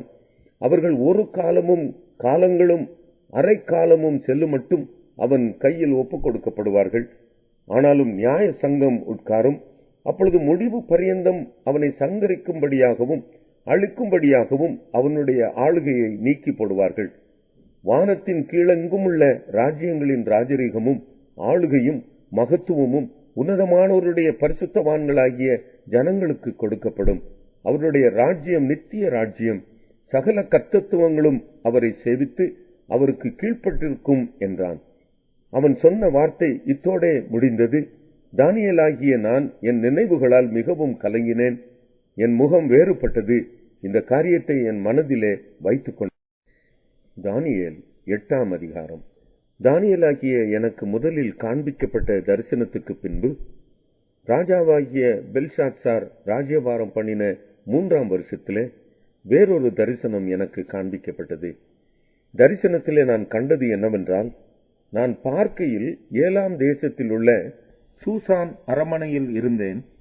அங்கே நான் ஊலாய் என்னும் ஆற்றங்கரையில் இருந்ததாக தரிசனத்திலே கண்டேன். நான் என் கண்களை ஏறெடுத்து பார்த்தேன். இதோ 2 கொம்புகளுள்ள ஒரு ஆட்டுக்கடா ஆற்றிற்கு முன்பாக நின்றது. அதன் 2 கொம்புகளும் உயர்ந்தவைகளாயிருந்தது. ஆகிலும் அவைகளில் ஒன்று மற்றதை பார்க்கிலும் உயர்ந்திருந்தது. உயர்ந்த கொம்பு பிந்தி முளைத்தெழும்பிற்று. அந்த ஆட்டுக்கடா மேற்கும் வடக்கும் தெற்கும் பாய்கிறதை கண்டேன். ஒரு மிருகமும் அதன் முன்னே நிற்கக்கூடாதிருந்தது. அதன் கைக்கு தப்புவிப்பாரும் இல்லை.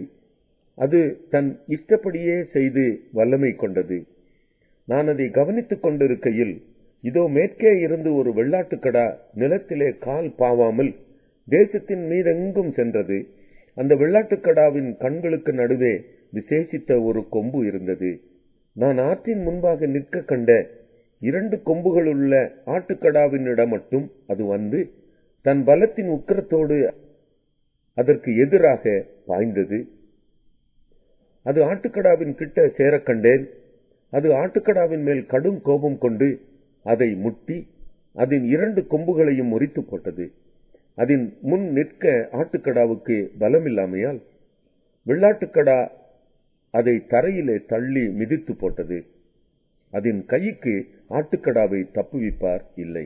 அப்பொழுது வெள்ளாட்டுக்கடா மிகுதியும் வல்லமை கொண்டது. அது பலங்கொண்டிருக்கையில் அந்த பெரிய கொம்பு முறிந்து போயிற்று. அதற்கு பதிலாக ஆகாயத்தின் 4 திசைகளுக்கும் எதிராய் விசேஷித்த 4 கொம்புகள் முளைத்தெழும்பினது.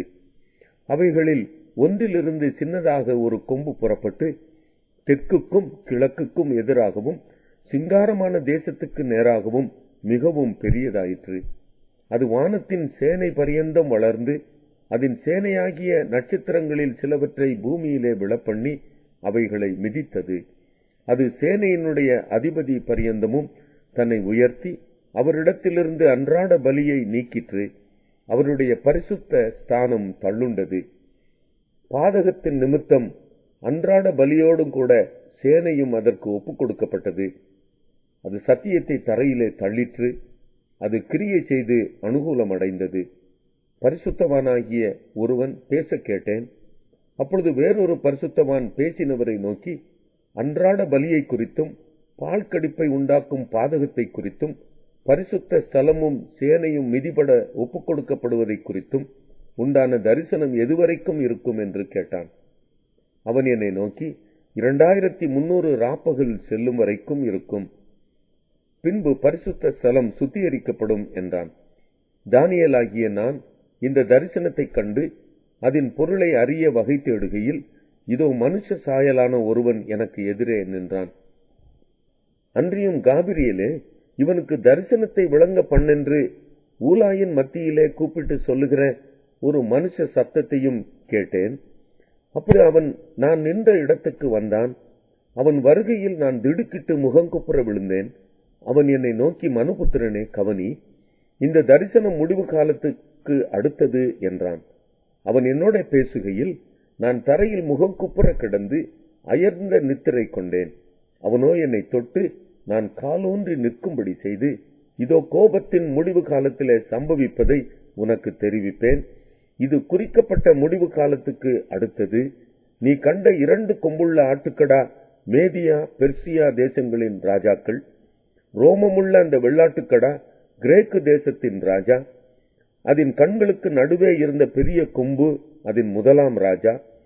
அது முறிந்து போன பின்பு அதற்கு பதிலாக 4 கொம்புகள் எழும்பினது என்னவென்றால், அந்த ஜாதியிலே 4 ராஜ்யங்கள் எழும்பும்.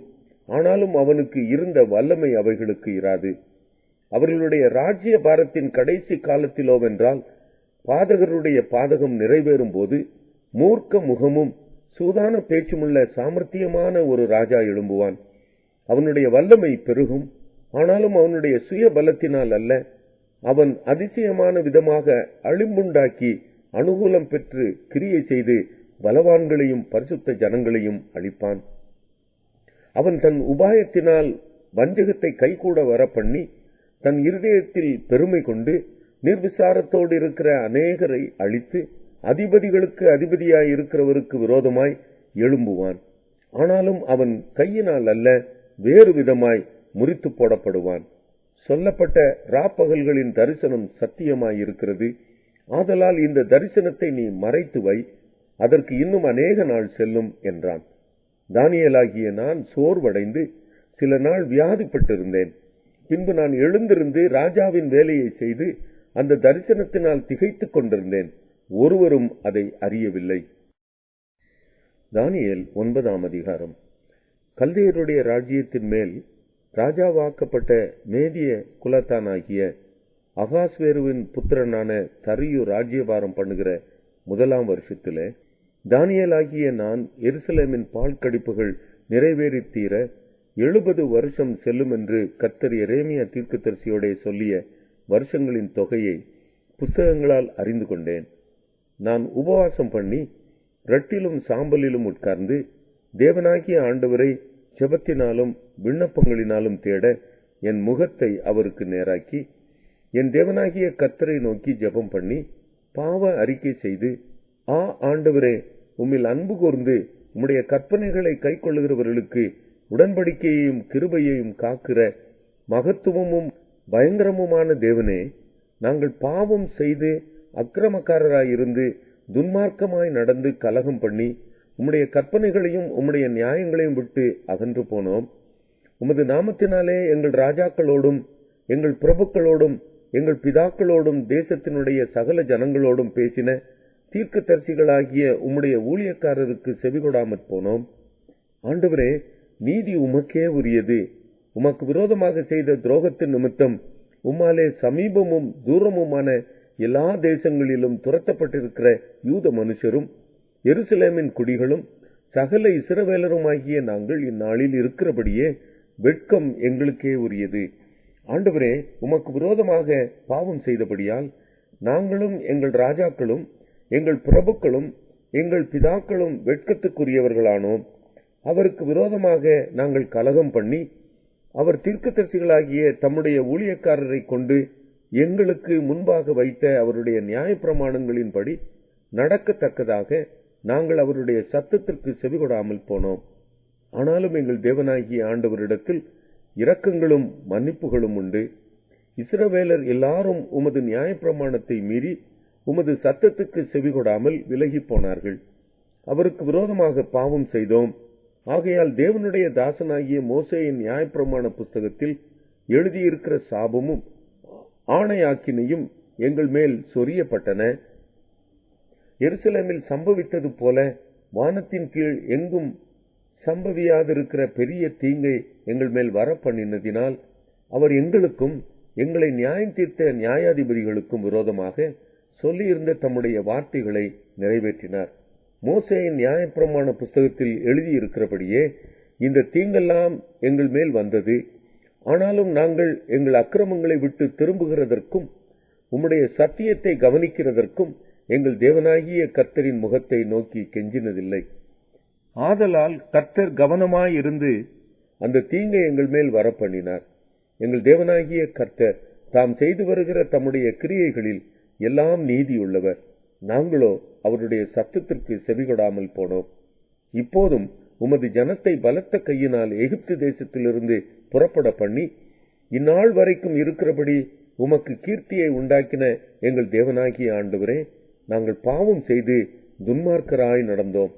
ஆண்டவரே, உம்முடைய சர்வ நீதியின்படியே உமது கோபமும் உமது உக்கிரமும் உம்முடைய பரிசுத்த பர்வதமாகிய எருசலேம் என்னும் உம்முடைய நகரத்தை விட்டு திரும்பும்படி செய்யும்.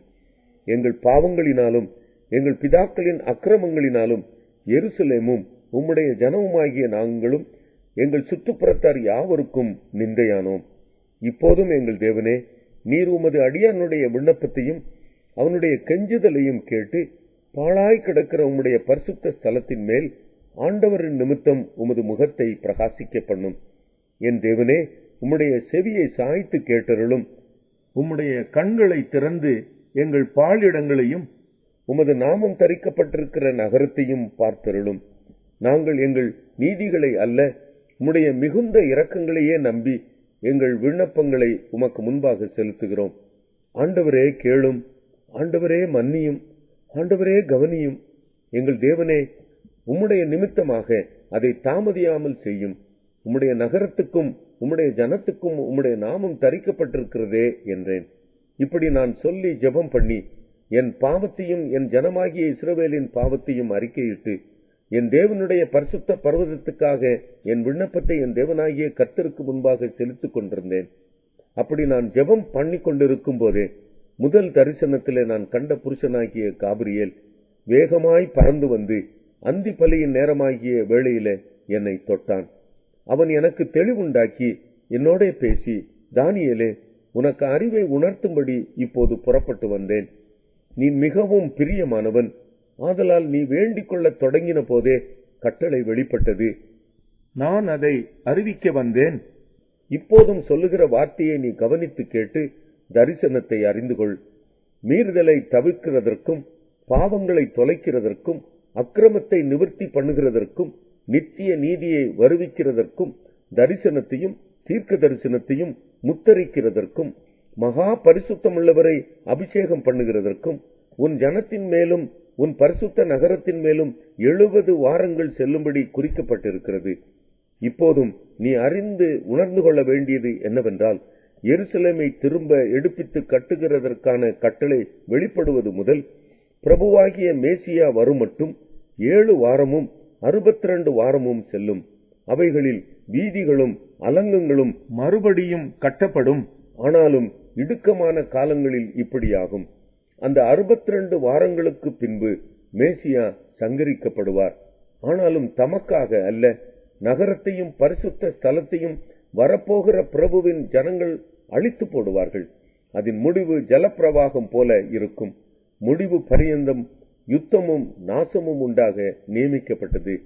அவர் 1 வாரம் அளவும் அநேகருக்கு உடன்படிக்கையை உறுதிப்படுத்தி அந்த வாரம் பாதி சென்றபோது பலியையும் காணிக்கையும் ஒழிய பண்ணுவார்.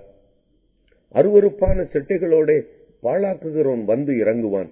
நிர்ணயிக்கப்பட்டிருக்கிற நிர்மூலம் பாழாக்குகிறவன் மேல் தீரு மட்டும் சொரியும் என்றான். தானியேல் 10ஆம் அதிகாரம்.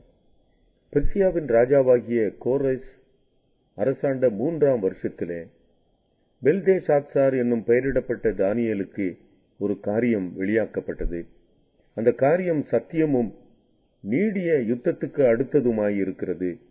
அந்த காரியத்தை அவன் கவனித்து தரிசனத்தின் பொருளை அறிந்து கொண்டான். அந்த நாட்களில் தானியேலாகிய நான் 3 வாரம் முழுவதும் துக்கித்துக் கொண்டிருந்தேன். அந்த 3 வாரங்களாகிய நாட்கள் நிறைவேறும் மட்டும் ருசிகரமான அப்பத்தை நான் புசிக்கவும் இல்லை, இறைச்சியும் திராட்சரசமும் என் வாய்க்குள் போகவும் இல்லை. நான் பரிமள தைலம் பூசிக்கொள்ளவும் இல்லை. 1ஆம் மாதம் 24ஆம் தேதியிலே நான் இதக்கேல் என்னும் பெரிய ஆற்றங்கரையில் இருந்து என் கண்களை ஏறெடுக்கையில் சணல் வஸ்திரம் தரித்து தமது அறையில் ஊப்பாசியின் தங்க கச்சையை கட்டிக்கொண்டிருக்கிற ஒரு புருஷனை கண்டேன். அவருடைய சரீரம் படிக பச்சையைப் போலவும், அவருடைய முகம் மின்னலின் பிரகாசத்தைப் போலவும், அவருடைய கண்கள் எரிகிற தீபங்களைப் போலவும், அவருடைய புயங்களும் அவருடைய கால்களும் துலக்கப்பட்ட வெண்கல நிறத்தைப் போலவும், அவருடைய வார்த்தைகளின் சத்தம் ஜனக்கூட்டத்தின் ஆரவாரத்தைப் போலவும் இருந்தது. தானியேலாகிய நான் மாத்திரம் அந்த தரிசனத்தை கண்டேன். என்னோட இருந்த மனுஷரோ அந்த தரிசனத்தை காணவில்லை. அவர்கள் மிகவும் நடுநடுங்கி ஓடி ஒளித்துக் கொண்டார்கள். நான் தனித்து விடப்பட்டு அந்த பெரிய தரிசனத்தை கண்டேன். என் பெலனெல்லாம் போயிற்று, என் உருவம் மாறி வாடி போயிற்று, திடனற்று போனேன். அவருடைய வார்த்தைகளின் சத்தத்தை கேட்டேன். அவருடைய வார்த்தைகளின் சத்தத்தை நான் கேட்கும்போது நான் முகம் கவிழ்ந்து நித்திரை போகிறவனாய் தரையிலே முகம் குப்புற விழுந்து கிடந்தேன். இதோ ஒருவன் கை என்னை தொட்டு என் முழங்கால்களும் என் உள்ளங்கைகளும் தரையை ஊன்றி இருக்க என்னை தூக்கி வைத்தது. அவன் என்னை நோக்கி, பிரியமான புருஷனாகிய தானியேலே, நான் இப்போது உன்னிடத்தில் அனுப்பப்பட்டு வந்தேன். ஆதலால் நான் உனக்கு சொல்லும் வார்த்தைகளின் பேரில் நீ கவனமாயிருந்து கால் ஊன்றி நில் என்றான். இந்த வார்த்தையை அவன் என்னிடத்தில் சொல்லுகையில் நடுக்கத்தோடு எழுந்து நின்றேன். அப்பொழுது அவன் என்னை நோக்கி, தானியேலே, பயப்படாதே. நீ அறிவை அடைகிறதற்கும் உன்னை உன்னுடைய தேவனுக்கு முன்பாக சிறுமைப்படுத்துகிறதற்கும் உன் மனதை செலுத்தின முதல் நாள் துவக்கி உன் வார்த்தைகள் கேட்கப்பட்டது. உன் வார்த்தைகளின் நிமித்தம் நான் வந்தேன். பெர்சியா ராஜ்யத்தின் அதிபதி 21 நாள் மட்டும் என்னோட எதிர்த்து நின்றான். ஆனாலும் பிரதான அதிபதிகளில் ஒருவனாகிய மிகாவேல் எனக்கு உதவியாக வந்தான். ஆதலால் நான் அங்கே பெர்சியாவின் ராஜாக்களிடத்தில் தரித்திருந்தேன். இப்போதும் கடைசி நாட்களில் உன் ஜனங்களுக்கு சம்பவிப்பதை உனக்கு தெரிய பண்ணும்படிக்கு வந்தேன். இந்த தரிசனம் நிறைவேற இன்னும் நாள் செல்லும் என்றான். அவன் இந்த வார்த்தைகளை என்னோட சொல்லுகையில் நான் தலை கவிழ்த்து தரையை நோக்கி பேச்சற்று போனேன். அப்பொழுது மனுபுத்திரரின் சாயலாகிய ஒருவன் என் உதடுகளை தொட்டான். உடனே நான் என் வாயை திறந்து பேசி எனக்கு எதிரே நின்றவனை நோக்கி, என் ஆண்டவனே, தரிசனத்தினால் என் மூட்டுகள் புரண்டன, பெலனற்று போனேன். ஆகையால் என் ஆண்டவனுடைய அடியேன் என் ஆண்டவனோட பேசக்கூடுவது எப்படி? இனி என்னில் பெலன் இல்லை, என்னில் மூச்சுமில்லை என்றேன். அப்பொழுது மனுஷ ரூபமான ஒருவன் திரும்ப என்னை தொட்டு என்னை திடப்படுத்தி, பிரியமான புருஷனே, பயப்படாதே, உனக்கு சமாதானம் உண்டாவதாக, திடன் கொள், திடன் கொள் என்றான். இப்படி அவன் என்னோட பேசுகையில் நான் திடன் கொண்டு அவனை நோக்கி, என் ஆண்டவன் பேசுவாராக, என்னை திடப்படுத்தினீரே என்றேன். அப்பொழுது அவன், நான் உன்னிடத்திற்கு வந்த காரணம் இன்னதென்று உனக்கு தெரியுமா? இப்போது நான் பெர்சியாவின் பிரபுவோட யுத்தம் பண்ண திரும்பி போகிறேன். நான் போன பின்பு கிரேக்கு தேசத்தின் அதிபதி வருவான். சத்திய எழுத்திலே கண்டிருக்கிறதை நான் உனக்கு தெரிவிப்பேன். உங்கள் அதிபதியாகிய மிகாவேலை தவிர என்னோட கூட அவர்களுக்கு விரோதமாய் பலன் கொள்ளுகிற வேறு ஒருவரும் இல்லை. தானியேல் 11ஆம் அதிகாரம். மேதியனாகிய தரியு அரசாண்ட 1ஆம் வருஷத்திலே நான் அவனை திடப்படுத்தவும் பலப்படுத்தவும் அவனுக்கு துணை நின்றேன். இப்போது நான் மெய்யான செய்தியை உனக்கு அறிவிப்பேன். இதோ இன்னும் 3 ராஜாக்கள் பெர்சியாவில் எழும்புவார்கள். அதன் பின்பு 4ஆம் ராஜாவாய் இருப்பவன் எல்லாரிலும் மகா ஐஸ்வர்ய சம்பன்னனாகி தன் ஐசுரியத்தினால் பலன் கொண்டு கிரேக்கு ராஜ்யத்துக்கு விரோதமாக சகலரையும் எழுப்பி விடுவான். ஆனாலும் பராக்கிரமுள்ள ஒரு ராஜா எழும்பி பிரபலமாய் ஆண்டு தனக்கு இஷ்டமானபடி செய்வான். அவன் எழும்பின பின்பு அவனுடைய ராஜ்யம் உடைந்து போய் வானத்தின் 4 திசைகளிலும் பகுக்கப்படும். ஆனாலும் அது அவனுடைய சந்ததியாருக்கு அல்ல, அவன் செய்த ஆளுகையின்படியும் அல்ல. அவனுடைய ராஜ்யம் பிடுங்கப்பட்டு அவனுடையவர்கள் அல்லாத வேறே பேர்களிடமாய் தாண்டிப்போம். தென்திசை ராஜா பலவானாயிருப்பான். ஆனாலும் அவனுடைய பிரபுக்களில் ஒருவன் அவனை பார்க்கிலும் பலவானாகி ஆளுவான். இவனுடைய ஆளுகை பலத்த ஆளுகையாயிருக்கும். அவர்கள் சில வருஷங்களுக்கு பின்பு ஒருவரோடொருவர் சம்பந்தம் பண்ணும்படிக்கு தென்திசை ராஜாவின் குமாரத்தி வடதிசை ராஜாவிடத்தில் வருவாள். ஆனாலும் அவளுக்கு புயபலம் இராமற் போம். அவனும் அவனுடைய புயமும் நிலை நிற்பதில்லை. அவளும் அவளை அழைத்து வந்தவர்களும் அவளை பெற்றவனும் அவளை அக்காலங்களில் பலப்படுத்தினவனும் ஒப்புக் கொடுக்கப்படுவார்கள். ஆனாலும் அவளுடைய வேர்களின் கிளையாகிய ஒருவன் தன் ஸ்தானத்தில் எழும்பி இராணுவத்தோட வந்து வடதிசை ராஜாவின் அரணிப்புக்குள் பிரவேசித்து அவர்களை விரோதித்து அவர்களுடைய அதிபதிகளையும் அவர்களுடைய விலையேறப்பெற்ற வெள்ளியையும் பொன்னுமாகிய பாத்திரங்களையும் அவர்களுடைய தெய்வங்களையும் கூட எகிப்துக்கு கொண்டு போய் சில வருஷங்கள் மட்டும் வடதிசை ராஜாவை பார்க்கிலும் நிலையாய் நிற்பான். தென்திசை ராஜா அவன் ராஜ்யத்துக்கு விரோதமாய் வந்து தன் தேசத்துக்கு திரும்பி போவான்.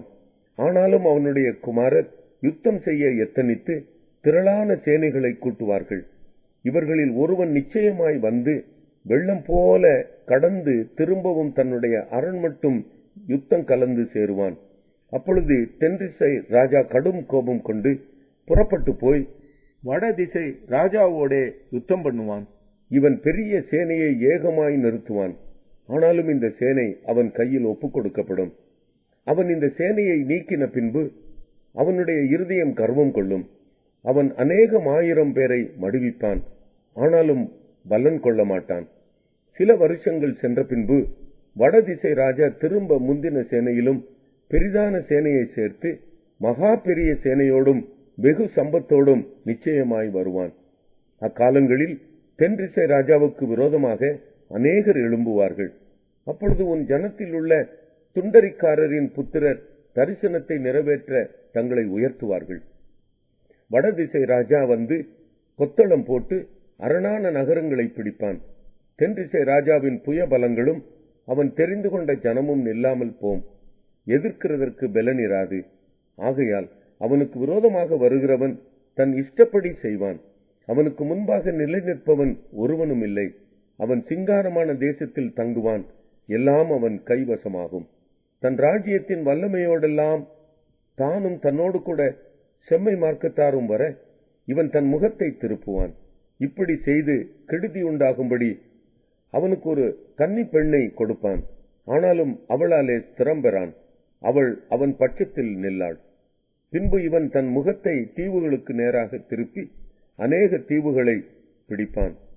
ஆனாலும் ஒரு சேனாபதி இவன் செய்கிற நிந்தையை ஒழிய பண்ணுவதுமல்லாமல் இவன் செய்த நிந்தை நிமித்தம் இவனுக்கு சரிக்கு சரி கட்டுவான்.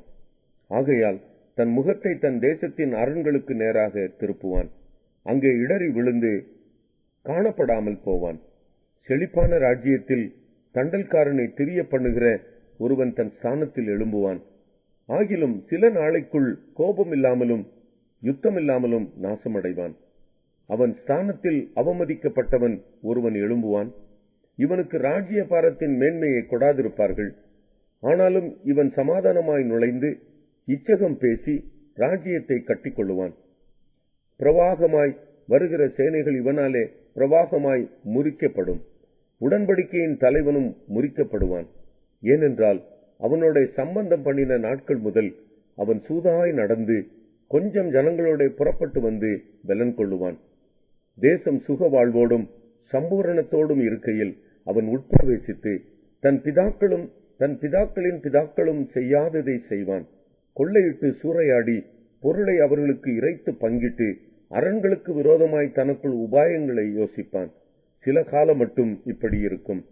பின்னும் தென்திசை ராஜாவுக்கு விரோதமாக பெரிய சேனையோடு போர் செய்ய தன் வல்லமையையும் தன் ஸ்திரத்தையும் எழுப்புவான். அப்பொழுது தென்திசை ராஜா மிகவும் பலத்த பெரிய இராணுவத்தோடு போய் யுத்தம் கலப்பான். ஆனாலும் அவர்கள் அவனுக்கு விரோதமாக துராலோசனை பண்ணி இருந்தபடியால் அவன் நிற்க மாட்டான்.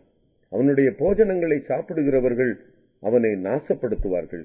ஆகையால் அவனுடைய இராணுவம் பிரவாகமாய் வரும், அநேகர் கொலையுண்டு விழுவார்கள். இந்த இரண்டு ராஜாக்களின் இருதயமும் தீமை செய்ய நினைக்கும். ஒரே பந்தியிலிருந்து பொய் பேசுவார்கள், ஆனாலும் அது வாய்ப்பதில்லை. குறித்த காலத்துக்கு முடிவு இன்னும் நிறுத்தி வைக்கப்பட்டிருக்கும். அவன் மகா சம்பத்தோட தன் தேசத்துக்கு திரும்பி தன் இருதயத்தை பரிசுத்த உடன்படிக்கைக்கு விரோதமாக வைத்து அதற்கானதை செய்து தன் தேசத்துக்கு திரும்பி போவான்.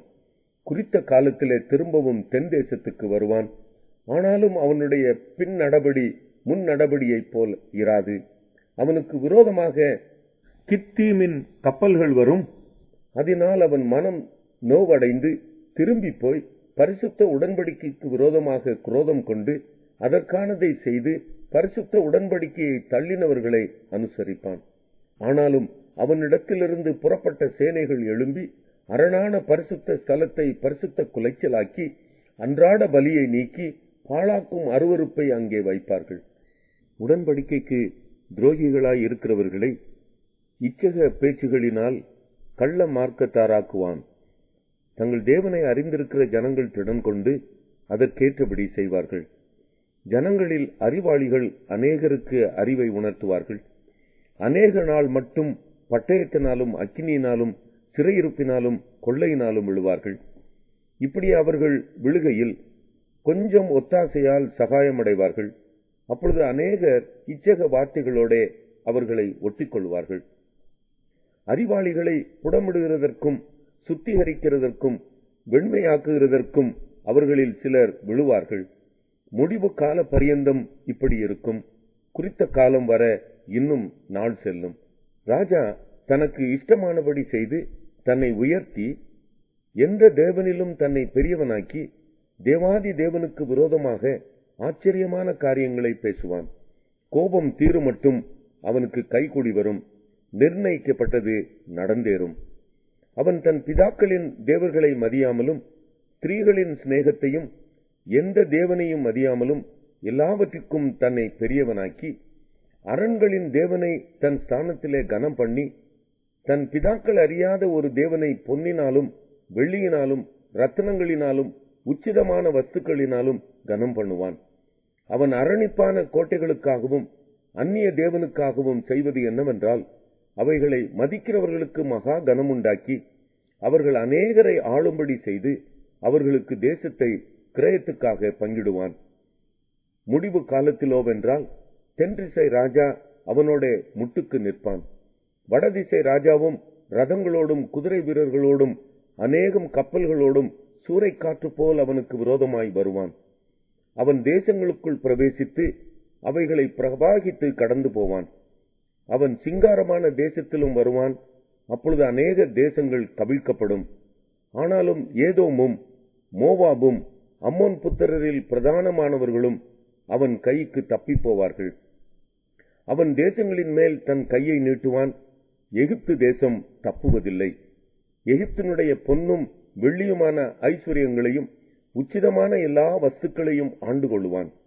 லீபியரும் எத்தியோப்பியரும் அவனுக்கு பின் செல்லுவார்கள். ஆனாலும் கிழக்கிலும் வடக்கிலும் இருந்து வரும் செய்திகள் அவனை கலங்க பண்ணும். அப்பொழுது அவன் அநேகரை அழிக்கவும் சங்காரம் பண்ணவும் மகா உக்கிரத்தோட புறப்பட்டு போய் சமுத்திரங்களுக்கு இடையிலுள்ள சிங்காரமான பரிசுத்த பர்வத தண்டையிலே தன் அரமனையாகிய கூடாரங்களை போடுவான். ஆனாலும் அவனுக்கு ஒத்தாசை பண்ணுவார் இல்லாமல் அவன் முடிவடைவான். தானியேல் 12ஆம் அதிகாரம். உன் ஜனத்தின் புத்திரருக்காக நிற்கிற பெரிய அதிபதியாகிய மிகாவேல் அக்காலத்திலே எழும்புவான். யாதொரு ஜாதியாரும் தோன்றினது முதல் அக்காலம் மட்டும் உண்டாயிராத ஆபத்து காலம் வரும். அக்காலத்திலே புஸ்தகத்தில் எழுதியிருக்கிறவர்களாக காணப்படுகிற உன் ஜனங்கள் அனைவரும் விடுவிக்கப்படுவார்கள். பூமியின் தூளிலே நித்திரை பண்ணுகிறவர்களாகிய அநேகரில் சிலர் நித்திய ஜீவனுக்கும் சிலர் நித்திய நிந்தைக்கும் இகழ்ச்சிக்கும் விழித்து எழுந்திருப்பார்கள். ஞானவான்கள் ஆகாய மண்டலத்தின் ஒளியைப் போலவும், அநேகரை நீதிக்குட்படுத்துகிறவர்கள் நட்சத்திரங்களைப் போலவும் என்றென்றைக்கும் உள்ள சதா காலங்களிலும் பிரகாசிப்பார்கள். தானியேலாகிய நீயோவென்றால் முடிவு காலம் மட்டும் இந்த வார்த்தைகளை புதைப்பொருளாக வைத்து வைத்து இந்த புஸ்தகத்தை முத்திரை போடு. அப்பொழுது அநேகர் இங்கும் அங்கும் ஓடி ஆராய்வார்கள், அறிவும் பெருகிப்போம் என்றான். அப்பொழுது தானியேலாகிய நான் ஆற்றுக்கு இக்கரையில் ஒருவனும் ஆற்றுக்கு அக்கரையில் ஒருவனுமாகிய வேறே 2 பேர் நிற்க கண்டேன். சணல் வஸ்திரம் தரித்தவரும் ஆற்றின் தண்ணீர்களின் மேல் நிற்கிறவருமாகிய புருஷனை ஒருவன் நோக்கி, இந்த ஆச்சரியமானவைகளின் முடிவு வர எவ்வளவு காலம் செல்லும் என்று கேட்டான். அப்பொழுது சணல் வஸ்திரம் தரித்தவரும் ஆற்றின் தண்ணீர்களின் மேல் நிற்கிறவருமாகிய புருஷன் தம்முடைய வலது கரத்தையும் தம்முடைய இடது கரத்தையும் வானத்துக்கு நேராக ஏறெடுத்து, ஒரு காலமும் காலங்களும் அரை காலமும் செல்லும் என்றும், பரிசுத்த ஜனங்களின் வல்லமையை சிதறடித்தல் முடிவு பெறும்போதே இவைகளெல்லாம் நிறைவேறி தீரும் என்றும் என்றென்றைக்கும் ஜீவித்திருக்கிறவர் பேரில் ஆணையிடக் கேட்டேன். நான் அதை கேட்டும் அதன் பொருளை அறியவில்லை. ஆகையால் என் ஆண்டவனே, இவைகளின் முடிவு என்னமாயிருக்கும் என்று கேட்டேன். அதற்கு அவன், தானியேலே, போகலாம். இந்த வார்த்தைகள் முடிவு காலம் மட்டும் புதைப்பொருளாக வைக்கப்பட்டும் முத்திரிக்கப்பட்டும் இருக்கும். அநேகர் சுத்தமும் வெண்மையுமாக்கப்பட்டு புடமிடப்பட்டவர்களாய் விளங்குவார்கள். துன்மார்க்கரோ துன்மார்க்கமாய் நடப்பார்கள். துன்மார்க்கரில் ஒருவனும் உணரான், ஞானவான்களோ உணர்ந்து கொள்வார்கள். அன்றாட பலி நீக்கப்பட்டு பாழாக்கும் அருவருப்பு ஸ்தாபிக்கப்படும் காலம் முதல் 1290 நாள் செல்லும். 1335 நாள் மட்டும் காத்திருந்து சேருகிறவன் பாக்கியவான். நீயோவென்றால் முடிவு வரும் மட்டும் போயிரு. நீ இளைப்பாறிக் கொண்டிருந்து நாட்களின் முடிவிலே உன் சுதந்திர வீதத்துக்கு எழுந்திருப்பாய் என்றான்.